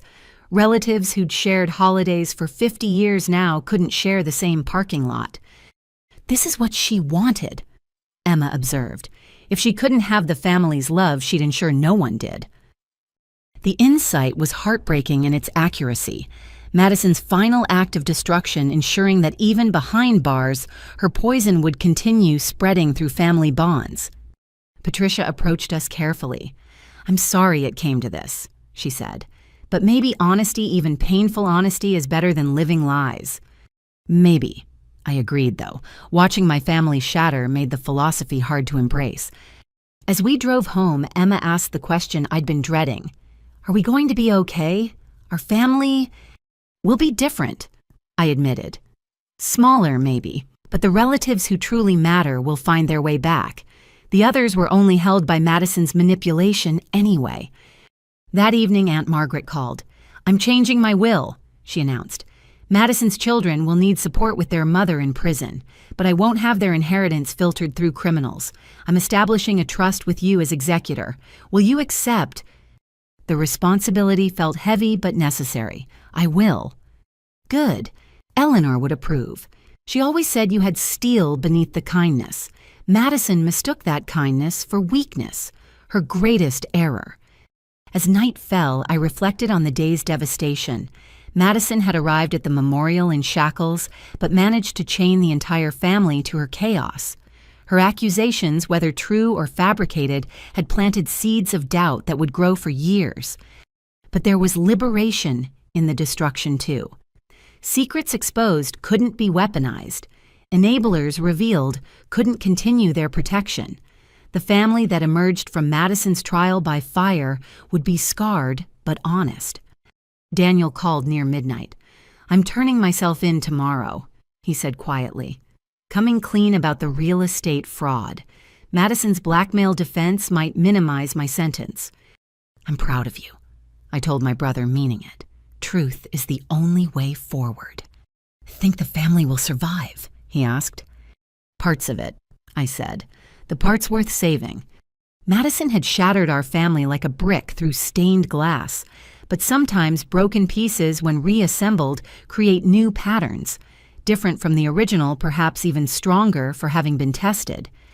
Tomorrow would bring more revelations, more choosing of sides, more fractures in foundations we'd thought solid. But tonight Emma and I sat together in our small apartment, grateful for the simple truth between us. Madison had stolen money, identities, and futures, but she'd failed to steal the most important thing, the integrity that would see us through her wreckage. The family was fractured, possibly beyond repair, but from the rubble, something new could grow. Something built on truth rather than enabling on accountability, rather than excuses. The memorial service had become a funeral for illusions. Now came the harder task of building reality from the ashes. The federal courthouse in downtown stood like a fortress of justice, its marble columns reflecting the morning sun as Catherine Walsh and I climbed the steps for our final pre-trial meeting with the prosecutor. Assistant U.S. Attorney Amanda Chen had a reputation for being thorough, methodical, and absolutely ruthless when it came to financial crimes. Ms. Mitchell. She greeted us in her office walls lined with law books and commendations. "I want you to understand what's coming. Your sister's attorney will try to destroy you on the stand. Are you prepared for that?" I sat straighter in the leather chair, Emma beside me, for moral support. "I'm prepared for the truth." "The truth is often the first casualty in criminal defense," Amanda warned. "Vincent Crawley specializes in creating reasonable doubt through character assassination. He'll paint you as jealous, vindictive, mentally unstable. Every mistake you've ever made will be weaponized." Catherine had warned me, but hearing it from the prosecutor made it real. "What kind of mistakes?" Amanda opened a thick folder. "He subpoenaed your therapy records from after the divorce. Any mental health treatment becomes fair game. He's hired investigators to interview your ex's co-workers, anyone who might have a grudge. He's even looking into your college years, trying to find evidence of wild behavior or poor judgment." "I was a nursing student who worked 2 jobs," I protested. "My idea of wild was staying up past midnight to study." "Doesn't matter," Amanda said flatly. "He'll spin studying as obsessive behavior. Your work ethic becomes evidence of jealousy toward Madison's easier life. Every strength becomes a weakness in Crawley's hands." Emma leaned forward. "What about Madison's history? 24 years of fraud." "We'll present it all," Amanda assured her. "But Crawley will claim she's mentally ill. Postpartum depression, bipolar disorder, whatever sells sympathy. He's got 3 psychiatrists ready to testify that she's not responsible for her actions." "That's ridiculous," I said. "She planned these crimes meticulously." "Which we'll prove," Amanda agreed. "But juries can be swayed by tears and pregnancy. Madison knows how to perform. We need to be prepared for Academy Award-level manipulation." We spent 4 hours reviewing my testimony, Amanda grilling me like Crawley would. Every answer was dissected, every emotion analyzed. By the end, I felt flayed raw but ready. Remember, Amanda concluded, stay calm, stick to facts, don't let him bait you into anger. Madison's conviction depends on you being the credible witness. That evening, Grace came over to help prepare visual aids for the prosecution, charts showing money flow timelines of theft victim impact statements. The evidence was overwhelming, but would it be enough against Madison's tears?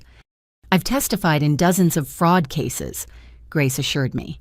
Documentation doesn't lie. Juries understand numbers even when they're confused by emotion. Daniel arrived unexpectedly looking haggard. His confession to authorities about the real estate fraud had cost him his license and reputation, but he'd avoided prison by cooperating fully. I need to tell you something before trial, he said nervously. Crawley approached me, offered me a deal to testify that you knew about Madison's schemes. What? Emma jumped up outraged. I told him to go to hell, Daniel continued quickly, but he'll probably claim I'm lying to protect you now. I wanted you to know to be prepared. Why warn me? I asked, studying my brother. You could have stayed quiet.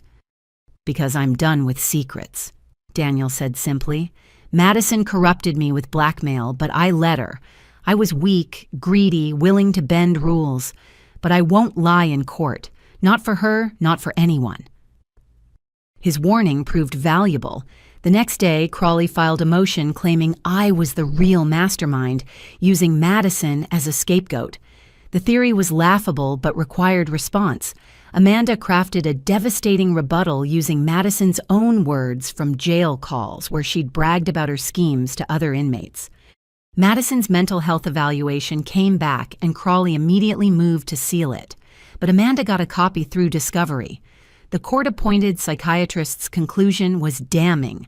The subject displays antisocial personality disorder with narcissistic features, but is fully cognizant of right and wrong. Her criminal behavior appears calculated rather than compulsive. So much for the insanity defense, Catherine observed with satisfaction. But Madison had one more card to play. A week before trial, she claimed to be suffering pregnancy complications from stress. Hospitalized under guard, she gave interviews from her bed about the cruel system, destroying an expectant mother. She's dilated to 2 centimeters, her doctor told reporters. The stress of prosecution could trigger premature labor. Amanda was furious. She's manipulating her own pregnancy for sympathy. The woman has no boundaries. But the judge concerned about liability postponed the trial by 2 weeks. Madison used every day to generate publicity about her high-risk condition, posting ultrasound photos and naming the baby Hope. Hope, Emma said disgustedly. She's naming her baby Hope while facing 30 years for destroying hope in dozens of lives. The irony wasn't lost on anyone, but it played well in selective media. Some outlets ran sympathetic pieces about the pregnant woman facing decades away from her baby. They conveniently ignored her victims or the children already removed from her custody. Jake brought Aiden and Sophia to visit us during the delay. The children were in therapy, slowly understanding their mother's crimes, but still loving her despite everything. Will Mommy's new baby go to jail too? Sophia asked innocently. No, sweetheart, I explained gently. The baby will live with someone safe while Mommy gets help. Why can't the baby live with us? Aiden wanted to know. Jake and I exchanged glances. How to explain that their mother's crimes had made their family structure impossible, that their new sibling would likely be adopted by strangers. As trial preparation intensified, more victims emerged from Madison's past. The prosecutor added 3 new counts based on elderly neighbors Madison had defrauded in her 20s. Each story followed the same pattern. Trust gained sympathy, evoked finances destroyed. She's a serial predator, Amanda said during our final prep session. The pregnancy doesn't change that. Don't let her condition soften your testimony. But Madison's manipulation continued from her hospital bed. She posted videos of herself crying over baby clothes, claiming she was knitting blankets she'd never get to use. The comment sections filled with outrage at the heartless system. Then Marcus did something unexpected. He gave an interview to Patricia Coleman following up on her original article. "Madison Mitchell is using pregnancy like a weapon," he stated bluntly. "As someone who abandoned my own child, I recognize manipulation. She's not worried about her baby. She's worried about prison. The tears are calculated, the timing deliberate. Don't fall for it."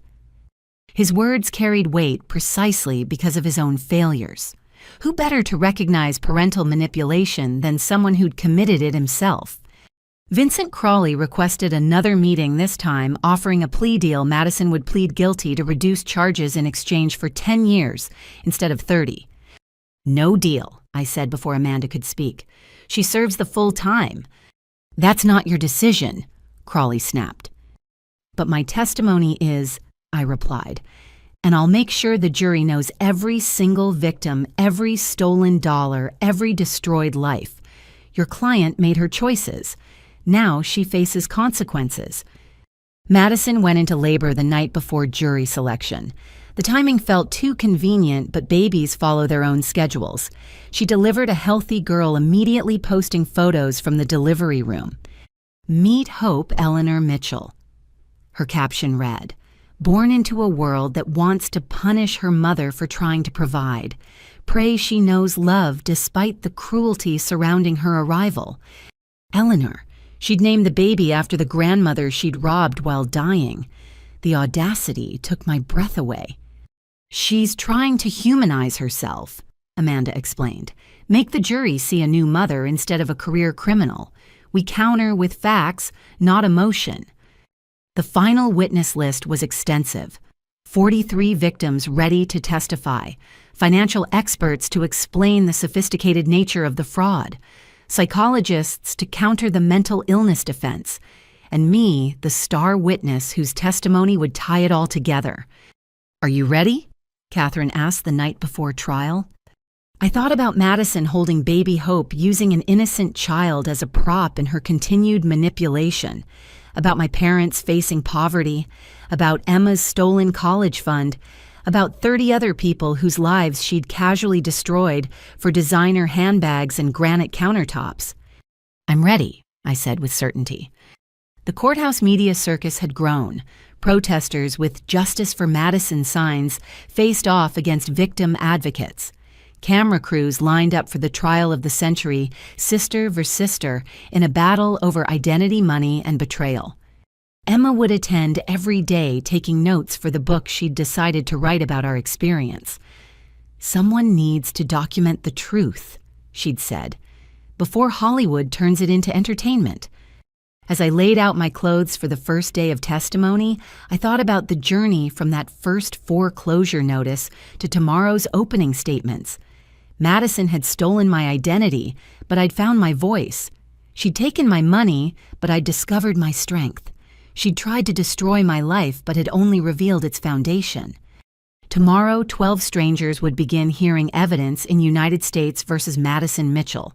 But the real verdict had already been rendered in the court of consequences. Every forged signature had been a choice.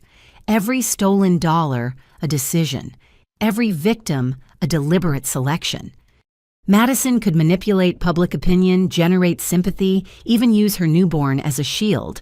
But she couldn't change the fundamental truth: she was a criminal who'd preyed on those who loved her most. The evidence was prepared, the witnesses ready, the truth documented in thousands of pages. Now all that remained was presenting it to 12 people who would decide if accountability still mattered in a world where tears could drown out truth. The federal courtroom was packed beyond capacity, with media relegated to an overflow room with closed-circuit monitors. I sat in the witness preparation room, hands steady despite the magnitude of what lay ahead. Catherine Walsh adjusted my blazer one final time. "Remember," she said quietly, "you're not on trial. Madison is. Answer only what's asked. Stay calm and let the truth speak." The bailiff called my name. Walking to the witness stand felt like crossing a battlefield, Madison's eyes tracking my every step. She sat at the defense table in a conservative gray dress, baby weight still visible, playing the part of struggling new mother rather than career criminal.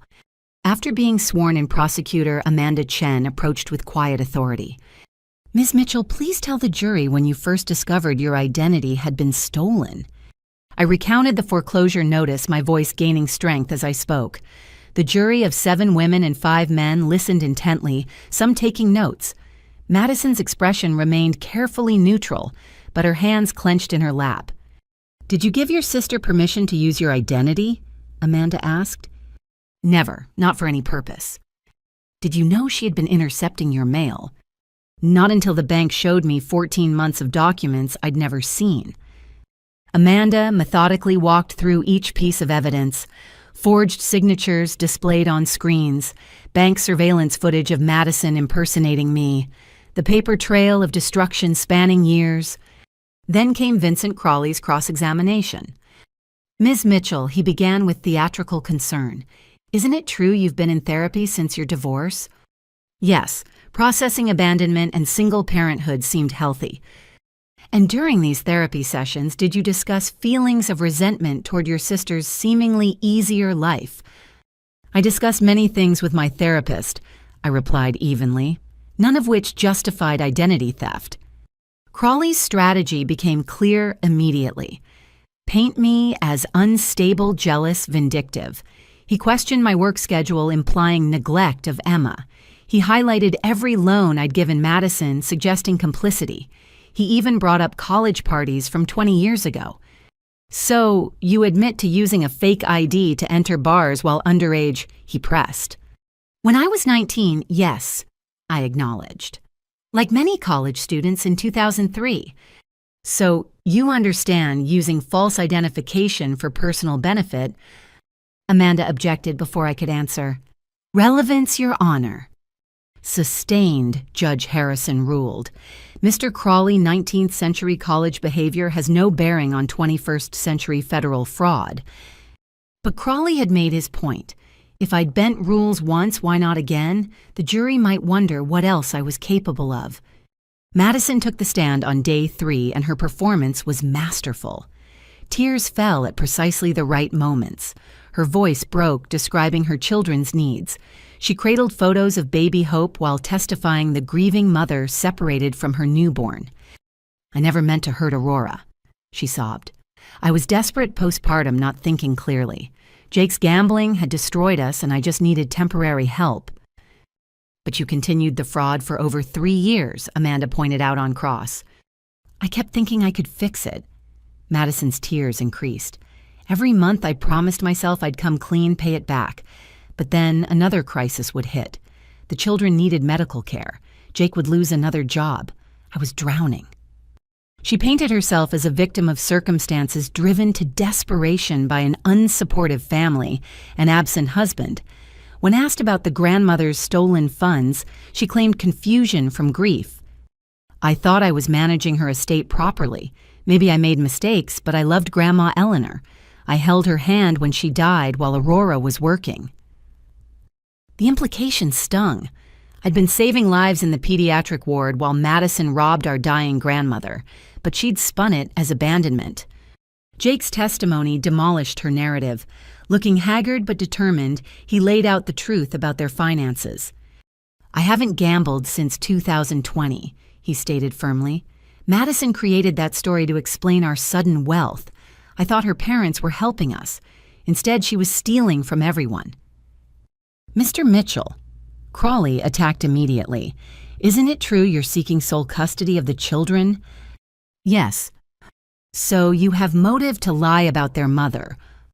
I have motive to protect them from a criminal, Jake shot back. Madison taught our 6-year-old to lie to her teacher about our address. She involved children in fraud. What kind of father would I be if I didn't fight for custody? The parade of victims was devastating. Each one told their story of trust betrayed. The elderly neighbor who'd lost her savings. The college roommate still rebuilding credit 2 decades later. Employers who'd given Madison chances only to discover embezzlement. But the most powerful testimony came from Grace Chen. Using her forensic accounting expertise, she walked the jury through the money trail with surgical precision. This wasn't desperation. Grace explained, displaying charts showing spending patterns. This was systematic exploitation. The defendant didn't steal for formula and diapers. She stole for designer handbags, jewelry, and luxury vacations.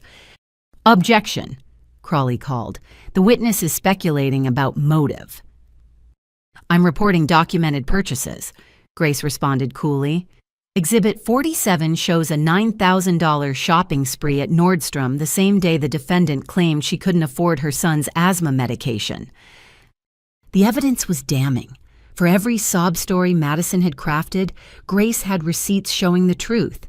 Lavish dinners while claiming poverty, spa treatments during supposed family crises, a lifestyle funded entirely by others' misery. Madison's mask slipped during Grace's testimony. The tears dried up, replaced by cold calculation as she whispered frantically to Crawley. But the numbers didn't lie, and everyone could see it. Character witnesses provided context both sides could use. Teachers described Madison as manipulative even in high school, but others painted her as a devoted mother, corrupted by circumstances. The truth, as always, lay somewhere between. On day 7, Madison made a fatal error. Against Crawley's advice, she demanded to testify again to clarify previous statements. The judge allowed it, and Madison took the stand with renewed confidence. I want to address the shopping accusations, she began. Yes, I bought nice things, but they were investments. Designer items hold value. I was building assets for my children's future. Assets purchased with stolen money, Amanda clarified. Borrowed money, Madison corrected. I always intended to repay everyone.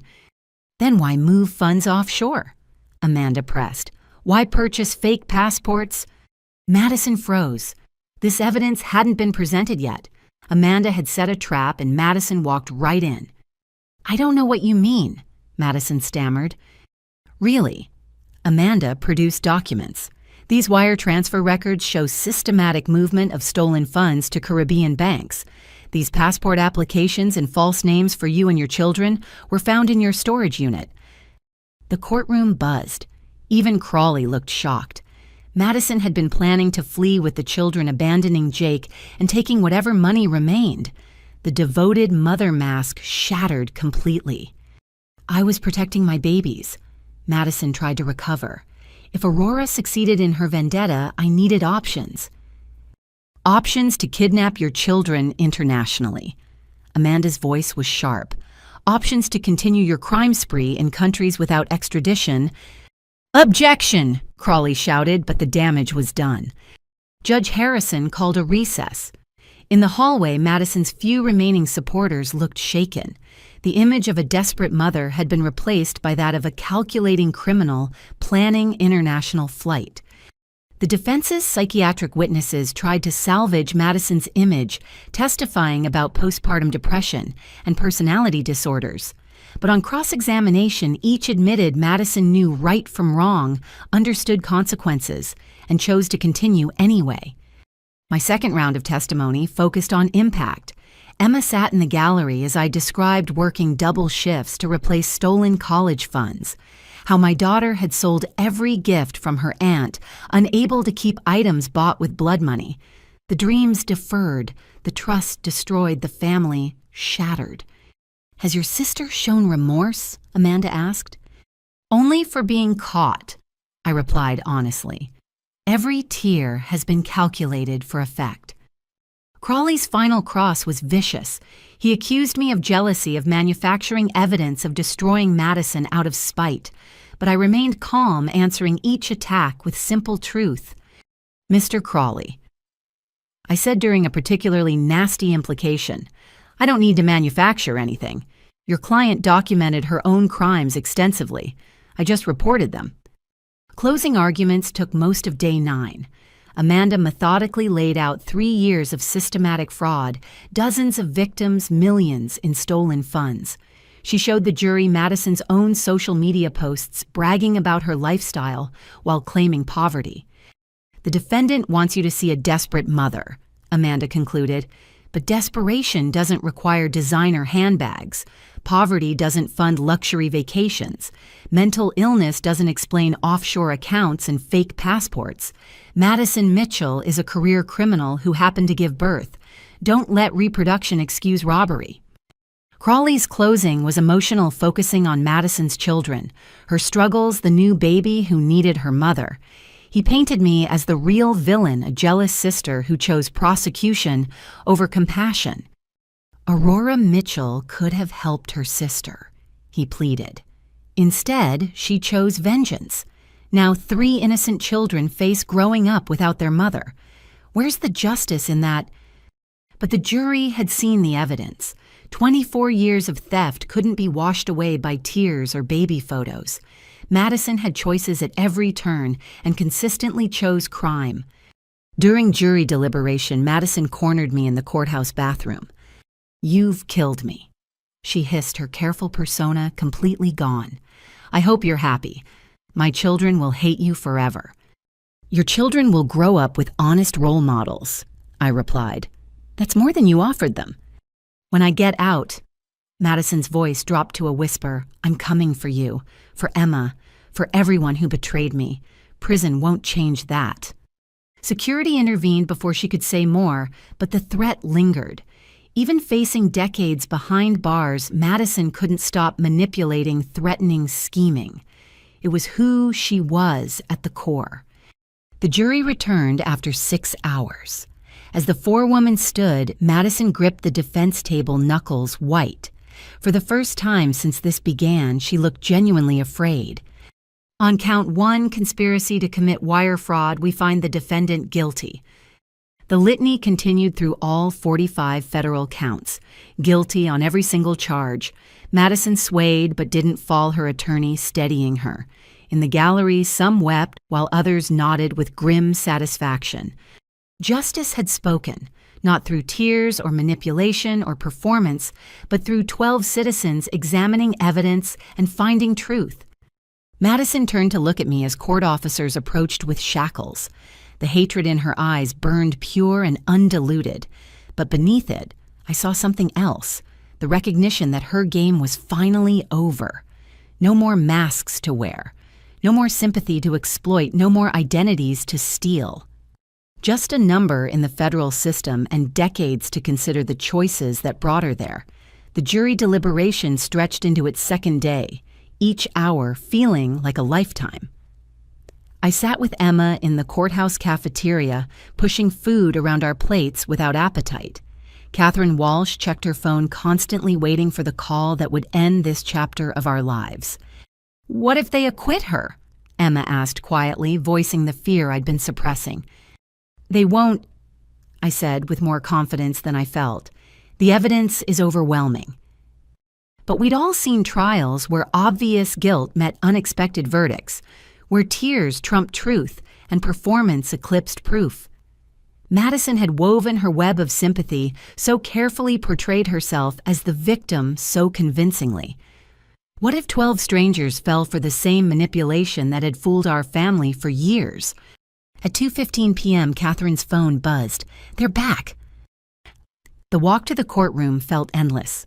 Madison sat at the defense table, having changed into a demure pink dress that emphasized her recent pregnancy. Baby Hope was notably absent, being cared for by foster parents, while her mother's fate was decided. Judge Harrison called for order as the jury filed in. None of them looked at Madison, which Catherine said was a good sign. The forewoman, a middle-aged teacher named Sandra, stood with the verdict forms. "Has the jury reached a unanimous verdict?" Judge Harrison asked. "We have your honor." My heart hammered as the judge reviewed the forms, his expression revealing nothing. Madison gripped Vincent Crawley's arm, her carefully applied makeup already starting to crack under stress. "On count 1, conspiracy to commit wire fraud, how do you find guilty?" The word rang through the courtroom like a bell. Madison's sharp intake of breath was audible even from the gallery. "On count 2, aggravated identity theft, how do you find guilty?" "On count 3, mail fraud, how do you find guilty?" The litany continued through all 45 federal counts. Guilty, Guilty, guilty. Each verdict another nail in the coffin of Madison's charade. By count 20, she was sobbing genuine tears for the first time since her arrest. On count 37, money laundering. How do you find guilty? On count 38, tax evasion. How do you find guilty? Emma grabbed my hand as we listened to Madison's crimes cataloged and confirmed. 24 years of theft validated by 12 strangers who'd seen through her performance to the criminal beneath. On count 45, conspiracy to commit international kidnapping. How do you find guilty? The final verdict hung in the air like Judgment Day. Madison collapsed against her attorney, wailing with the abandon of someone who'd finally run out of manipulations. 45 counts guilty on all charges. The federal sentencing guidelines would demand decades. "The jury is dismissed with the court's thanks," Judge Harrison announced. "Sentencing is scheduled for 6 weeks from today. The defendant will remain in custody."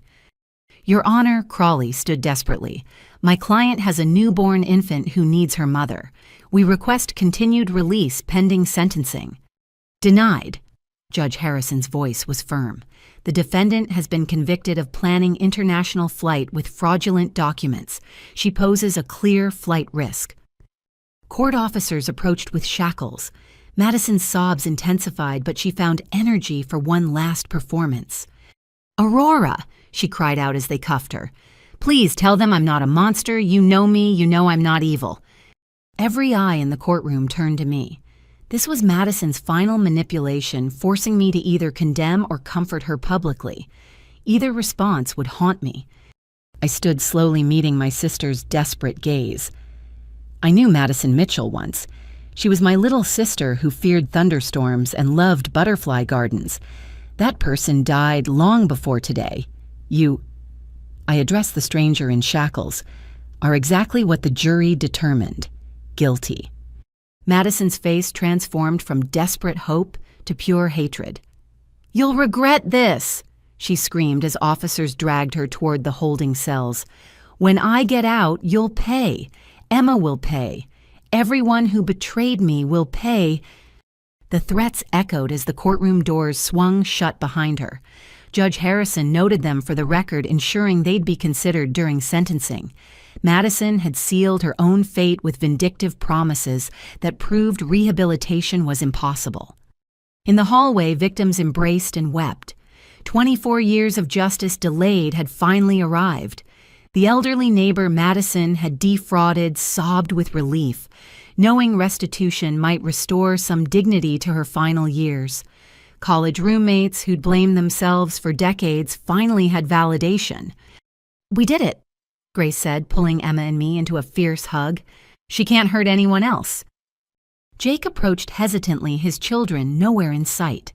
"Thank you," he said simply, "for having the courage I lacked, for stopping her when I enabled her." "What happens now?" I asked. "With the kids with hope?" "Aiden and Sophia are in therapy processing everything," Jake replied. "Hope, the foster family, wants to adopt her. They're good people, stable home. It's better than visiting her mother in federal prison until she's 30. The math was staggering. Madison faced up to 30 years per count, though federal guidelines would see them served concurrently. Still, with 45 convictions, including aggravated identity theft, with mandatory minimums, she'd likely serve at least 25 years. Her children would be adults before she tasted freedom again. Marcus waited by the exit, having attended the verdict reading. "You did the right thing," he offered awkwardly. Madison would have destroyed Emma's future, too, eventually. Criminals escalate until stopped.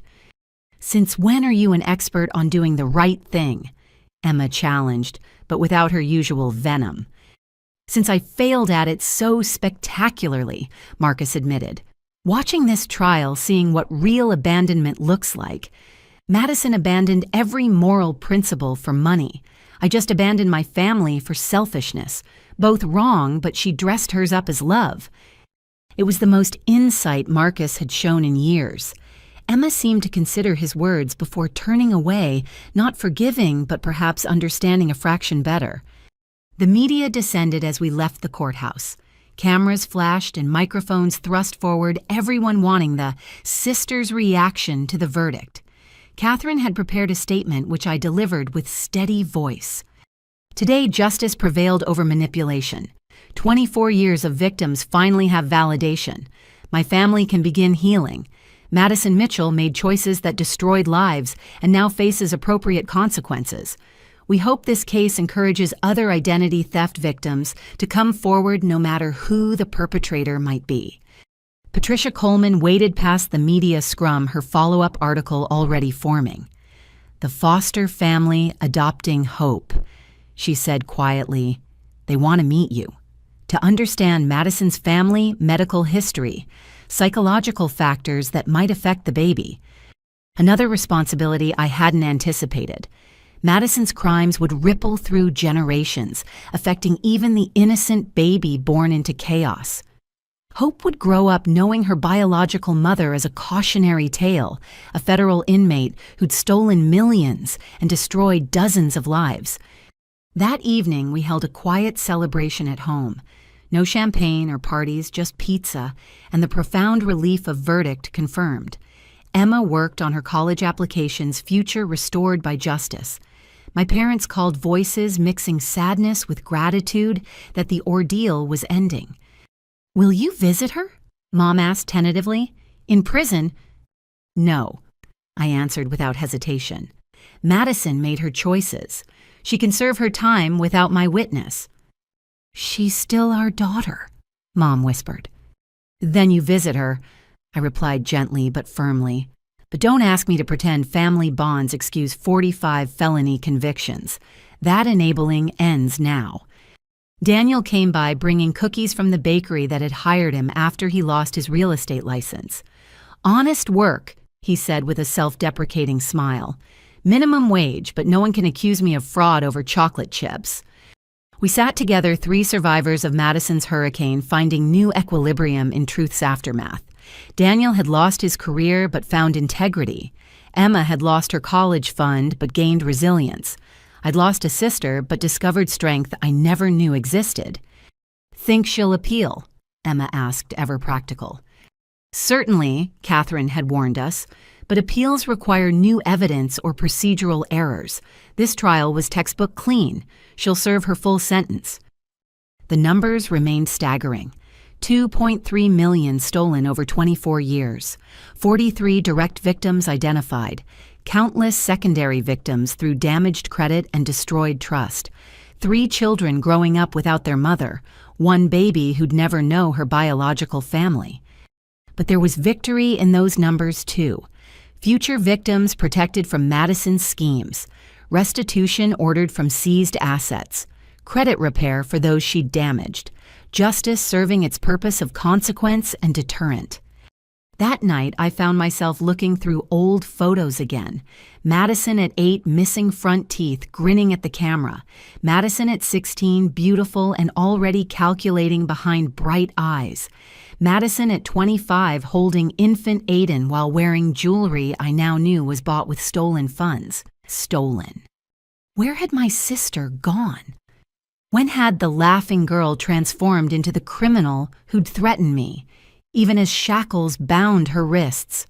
Was it gradual corruption, or had the darkness always existed waiting for opportunity?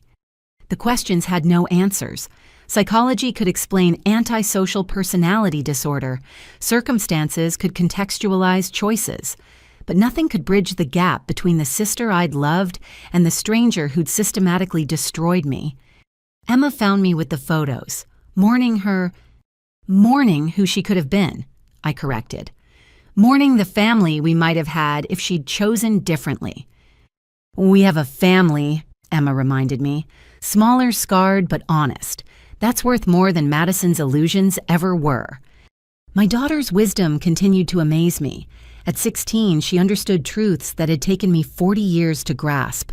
That love couldn't excuse evil, that family bonds didn't justify enabling, that sometimes the greatest act of love was allowing consequences. The verdict had been read. 45 counts, 45 confirmations of guilt.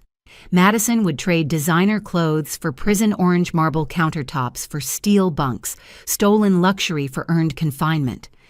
But the real verdict was written in the piece finally settling over our apartment, in Emma's renewed focus on her future, in my ability to check mail without fear, in the simple freedom of living without lies. Madison had promised I'd regret this day, but sitting with my daughter planning tomorrows Madison couldn't steal, I felt only relief. The verdict was guilty, but we were finally free. 6 weeks later, the federal courthouse scene repeated for Madison's sentencing. But this time, I sat with a different kind of weight on my shoulders. The victim's restitution paperwork filled 3 binders each page, representing a life Madison had derailed.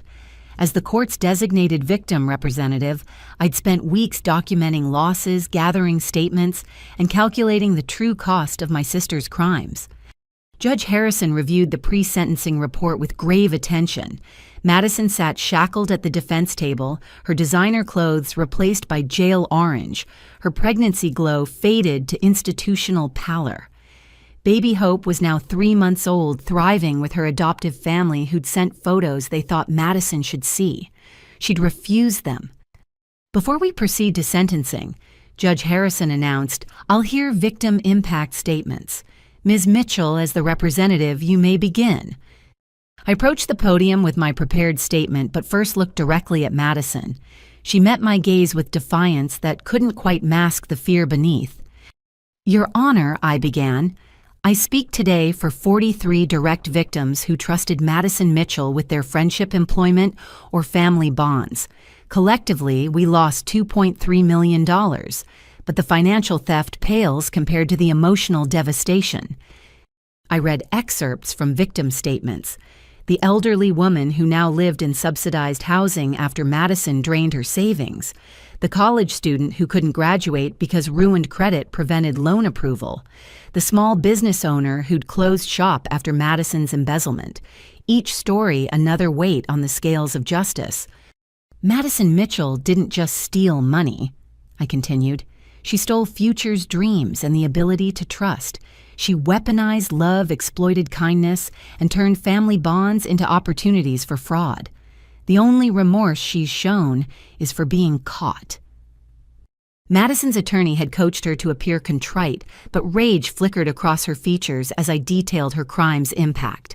When I described Emma selling Christmas gifts to donate to victims, Madison actually smirked. "The defendant's actions have created generational trauma," I concluded. "Her children undergo therapy to understand their mother's crimes. Her newborn will grow up adopted because Madison prioritized theft over motherhood. She chose this path with 45 separate criminal decisions.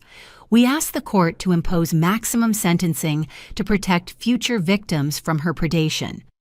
Other victims spoke each testimony, adding weight to the prosecution's request. Jake described their children's confusion and pain. The foster mother of Baby Hope shared the infant's medical needs, complicated by stress during pregnancy. Even Madison's former employer spoke about giving her multiple chances only to discover years of systematic theft. When Madison's turn came to speak before sentencing, Vincent Crawley helped her to the podium. She'd prepared a statement, hands shaking as she unfolded the paper. "I stand before you a broken woman." She began, voice calculated for maximum sympathy. "Mental illness clouded my judgment. Postpartum depression drove me to desperate acts. I'm not a criminal. I'm a mother who made terrible mistakes trying to provide for her children." She spoke of childhood trauma, of feeling unloved and overlooked. She blamed Jake's fictional gambling society's pressure on mothers, even social media, for creating impossible standards. Everyone and everything except herself bore responsibility. "I beg this court's mercy," she concluded through manufactured tears. "My children need their mother. My baby doesn't even know me. Haven't I suffered enough? Haven't we all suffered enough?" Judge Harrison's expression remained stone throughout her performance. When she finished, he shuffled his papers with deliberate precision before speaking. "Ms. Mitchell," he began, I've presided over hundreds of cases in my career. Rarely have I encountered a defendant so utterly lacking in genuine remorse. You stand convicted of 45 felonies spanning 24 years. That's not mental illness or desperation. That's a career built on destroying others. Madison's tears dried, instantly replaced by the calculating look I'd come to know. You've blamed everyone except yourself, the judge continued. Your sister, your husband, your parents, society itself. But the evidence shows meticulous planning, careful execution, and escalating criminal behavior. You stole from dying relatives, bankrupted elderly neighbors, and destroyed your own children's stability. He lifted the pre-sentencing report. The psychiatric evaluation confirms you understand right from wrong. Your personality disorder explains your lack of empathy, but doesn't excuse your crimes. You chose to steal rather than work. You chose lies over truth. You chose crime over legitimate struggle. Regarding your children, his voice hardened. You involved them in your schemes, teaching them to lie and steal.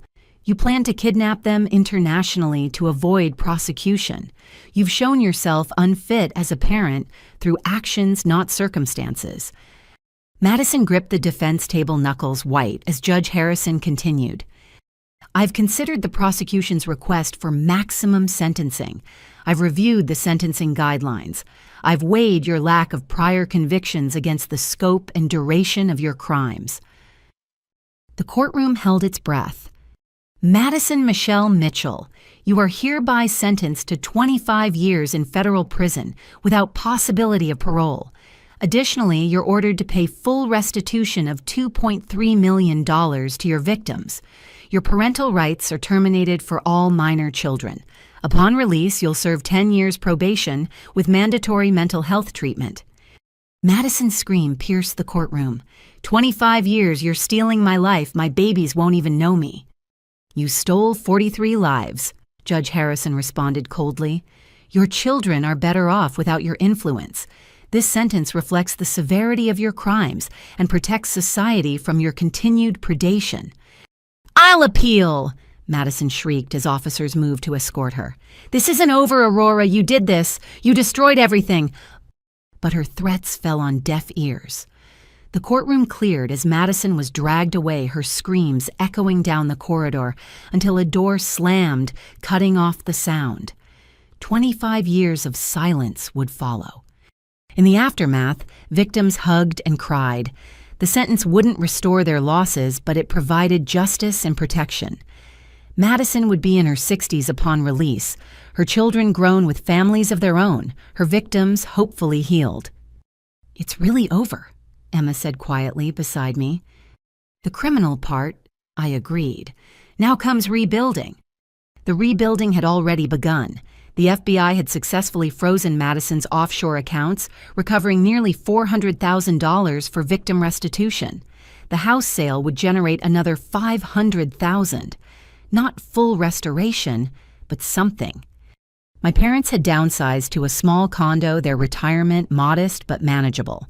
They decided against visiting Madison in prison, choosing to focus on supporting their grandchildren instead. The enabling patterns of a lifetime had finally broken. Daniel's redemption continued at the bakery, where his honesty about his past actually increased business. People appreciated someone who'd owned mistakes and changed course. He'd never practice real estate again, but he'd found peace in flour and yeast. Emma's senior year had begun with her identity theft awareness campaign gaining national attention. Colleges took notice, offering scholarships to a student who'd transformed personal trauma into public service. The stolen college fund had been replaced by opportunities earned through resilience. Even Marcus had grown from the experience. He'd established a small fund for Emma, not enough to erase abandonment, but acknowledging responsibility. He attended her presentations about identity theft, sitting quietly in the back, learning about the daughter he'd missed knowing. But the most profound change was in Madison's children. Jake had moved them to a new school district started fresh, without their mother's shadow. Therapy helped them process the confusion and pain. Aiden had stopped lying, understanding consequences through his mother's example. Sophia no longer performed for attention, finding genuine connections. Baby Hope would grow up as Hope Williams, adopted into a loving family who'd tell her the truth age appropriately.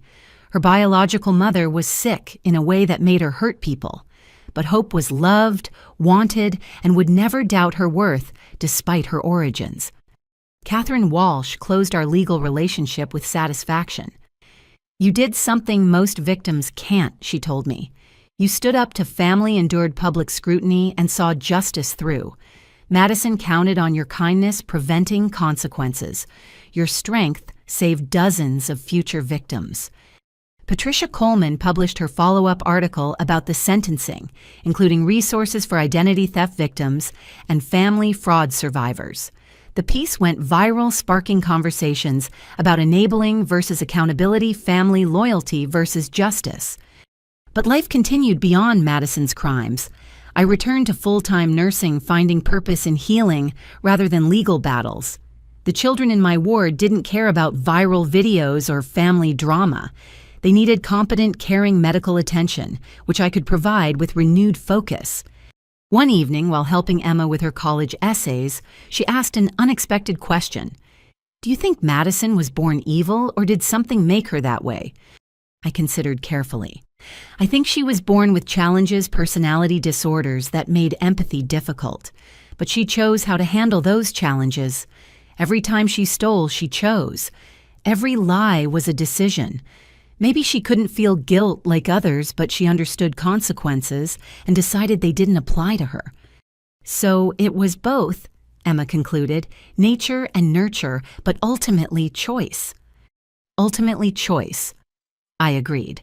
"That's why she's serving 25 years, not for being born different, but for choosing to weaponize that difference against others." As winter approached, I received a letter forwarded through the prosecutor's office.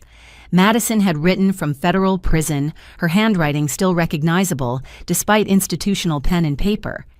I almost threw it away unread, but decided truth required facing even unwanted communications. The letter was short, bitter, and unrepentant. "Aurora, enjoy your victory while it lasts. 25 years isn't forever. I'll serve every day planning my return.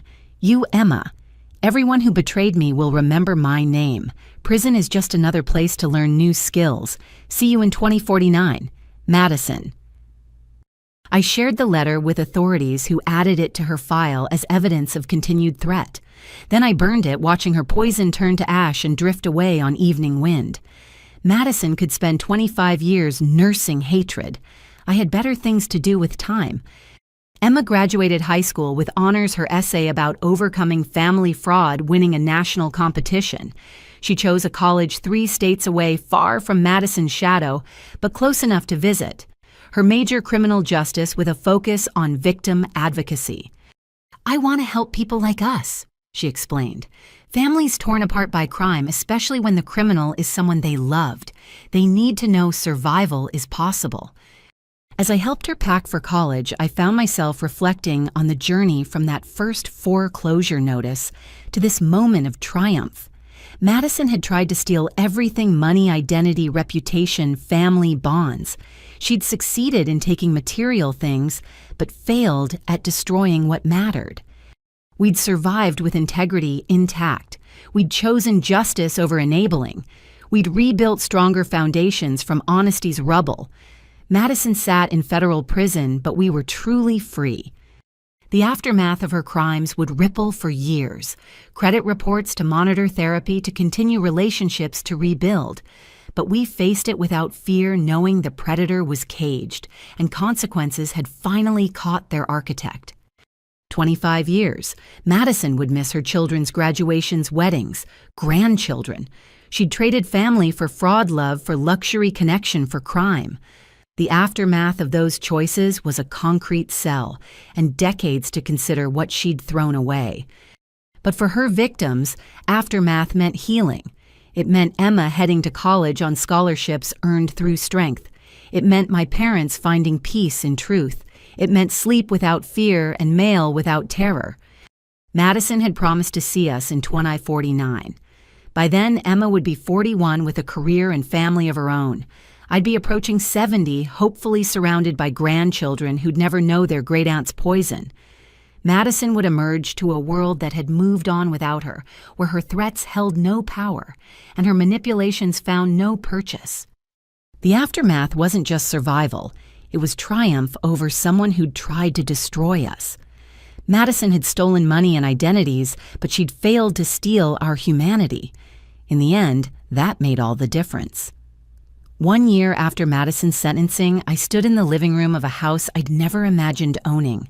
Nothing fancy like Madison's stolen mansion, just a modest 3-bedroom rental in a quiet neighborhood where Emma could finish her senior year in peace.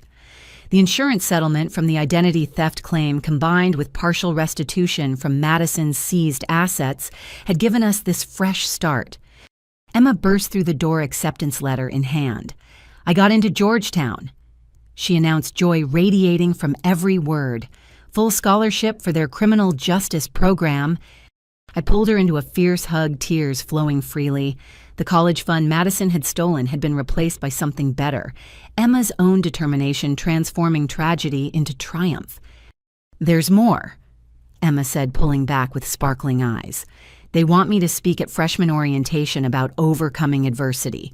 My story about Aunt Madison and identity theft might help other students protect themselves." Madison had tried to steal Emma's future.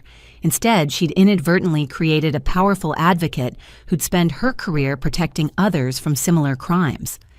That evening, we hosted a celebration dinner. My parents arrived early, Mom carrying her famous lasagna dad, moving steadier these days with his new physical therapy routine. They'd sold the big house, downsized to a condo, and found peace in simpler living. "We have something to tell you," Dad announced as we set the table. "We've decided to put Madison's portion of any inheritance into a trust for her children. They shouldn't suffer more for their mother's choices." It was the right decision, ensuring Aiden, Sophia, and Hope would have some resources despite their mother's crimes. Madison had stolen their stability, but the family she'd betrayed would provide what she couldn't. Daniel arrived with his girlfriend Lisa, a fellow baker he'd met while rebuilding his life. His hands, once soft from office work, now bore the calluses of honest labor. He'd lost his real estate empire, but gained something invaluable: self-respect. "I passed my 2-year milestone," he announced proudly. 2 years since I self-reported the fraud Madison blackmailed me into. My probation officer says I'm a model of rehabilitation. Jake brought the children, Aiden and Sophia, racing to hug me while he carried a covered dish. The divorce had been finalized 6 months ago, giving him full custody, with Madison's parental rights terminated. He'd started dating a teacher from the kids' new school, someone who understood their complicated family history and loved them anyway. "How are they doing?" I asked quietly while the children played with Emma. "Better every day," Jake replied. Aiden stopped lying completely. Sophia's anxiety has decreased. They understand their mom is sick and made bad choices, but they know they're loved and safe. Even Marcus made an appearance, invited by Emma despite their complicated history. He'd maintained his financial support and gradually earned a small place in his daughter's life. Not as the father who'd abandoned her, but as the flawed human trying to make amends. "I'm proud of you," he told Emma simply. "You became extraordinary despite my failures. Your strength comes from your mother, not me."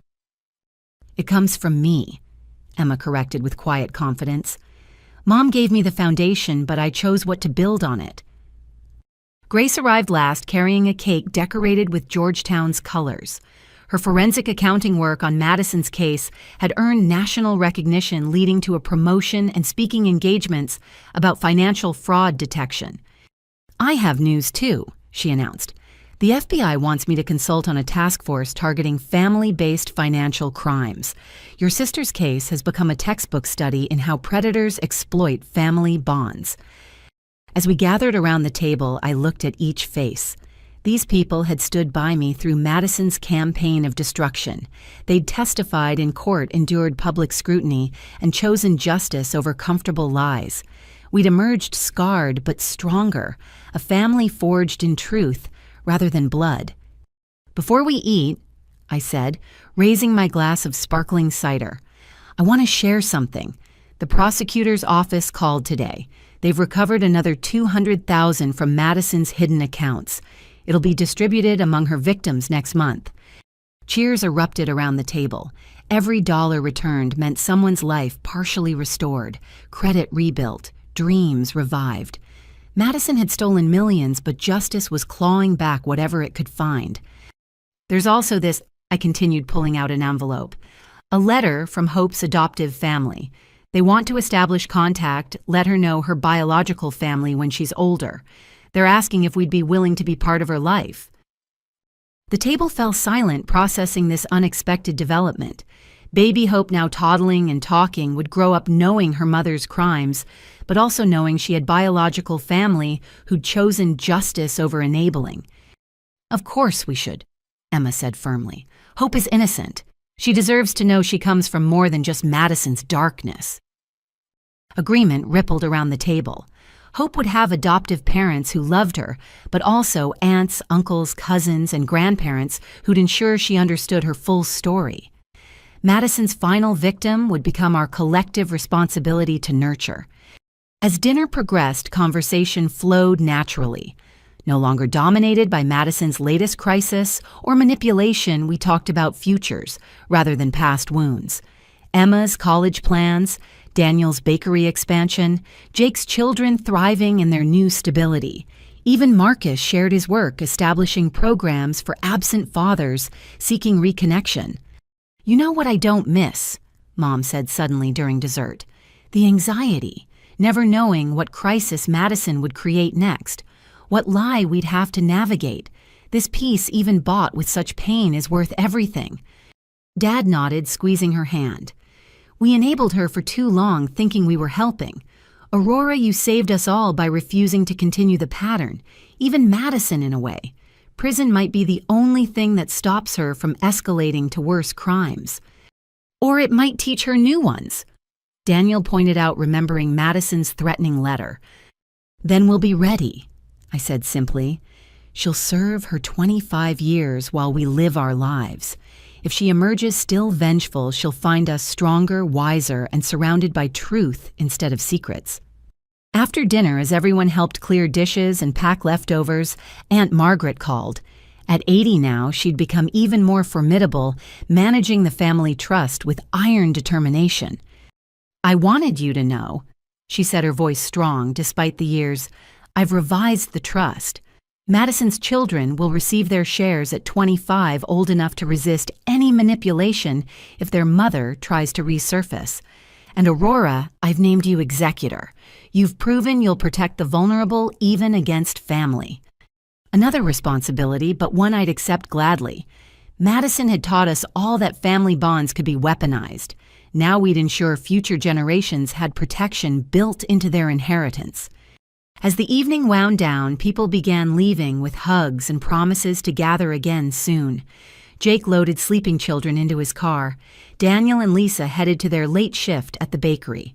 Marcus shook my hand formally, before Emma surprised him with a quick hug, progress measured in small gestures.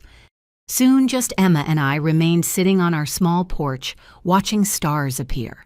The same stars Madison and I had wished on as children before choices divided us into criminal and victim. Do you ever wonder if things could have been different? Emma asked. If Madison had gotten help earlier. Every day, I admitted. But wondering doesn't change reality. Madison chose her path with every forged signature, every stolen dollar, every manipulative tear. We can't save someone who refuses rescue. Will you ever forgive her? I considered the question that had haunted me since Madison's arrest. I've forgiven the sister I thought I had mourned her like a death. But the woman serving 25 years in federal prison, she's a stranger who wore my sister's face while trying to destroy me. How do you forgive someone who shows no remorse? Emma leaned against my shoulder, my brilliant daughter who'd found strength in adversity. You don't. You just build something better from the ruins she left behind. And we had. From the ashes of Madison's destruction had risen a stronger family bound by choice rather than mere blood. Emma heading to Georgetown on merit rather than stolen money. My parents finding peace in truth rather than comfortable lies. Daniel discovering integrity in fresh-baked bread rather than fraudulent real estate. Even Madison's children thriving despite their mother's absence, proof that cycles could be broken. The resolution wasn't just Madison's imprisonment or recovered funds. It was this moment on a modest porch, surrounded by love earned through honesty. It was Emma's acceptance letter and Hope's future connections. It was sleep without fear and mail without terror. It was the simple freedom of living without lies. Madison had 24 more years to serve. By then I'd be retired, hopefully surrounded by grandchildren who'd know their great-aunt only as a cautionary tale. Emma would have built her career protecting others from predators like Madison. Hope would be an adult raised with love instead of manipulation. Even Madison's older children would have families of their own cycles of theft replaced by patterns of integrity. "Look," Emma pointed at a shooting star streaking across the darkness. "Make a wish." But I had nothing left to wish for. Madison's crimes had taken us through hell, but we'd emerged refined rather than destroyed. Every dream she'd tried to steal had been replaced by something stronger, because we'd fought for it. The little girl who'd held my hand during thunderstorms was gone, replaced by a federal inmate who'd threatened revenge. But the family she'd tried to destroy had not only survived, but thrived. Love hadn't made us weak. It had made us strong enough to choose justice. Truth hadn't torn us apart. It had rebuilt us on firmer foundations. In the end, Madison's greatest crime was against herself. She'd traded family for fraud connection for Khan's love for luxury that turned to prison gray. Her victims had recovered or would recover. Her family had grown stronger through surviving her. But Madison would serve every day of her sentence, knowing she'd destroyed her own life more thoroughly than she'd managed to destroy anyone else's. "Ready for bed?" I asked Emma as the stars multiplied overhead. "In a minute," she said, pulling out her phone to capture the moment. "I want to remember this. All of it. How we survived, how we grew, how we chose truth even when lies would have been easier." I smiled watching my daughter document our journey's end and new beginning. Madison had stolen money, identities, and trust, but she'd failed to steal our humanity, our hope, or our ability to transform pain into purpose. The resolution wasn't just an ending, but a transformation. We were no longer victims of Madison's crimes, but survivors who'd chosen justice, families who'd chosen truth, and individuals who'd chosen growth over bitterness. 25 years. Madison would count every day in federal prison, while we lived lives she'd tried to steal. The best revenge wasn't revenge at all. It was the simple act of thriving despite her worst efforts. It was love triumphing over greed, integrity, conquering deception and truth, outlasting every carefully crafted lie.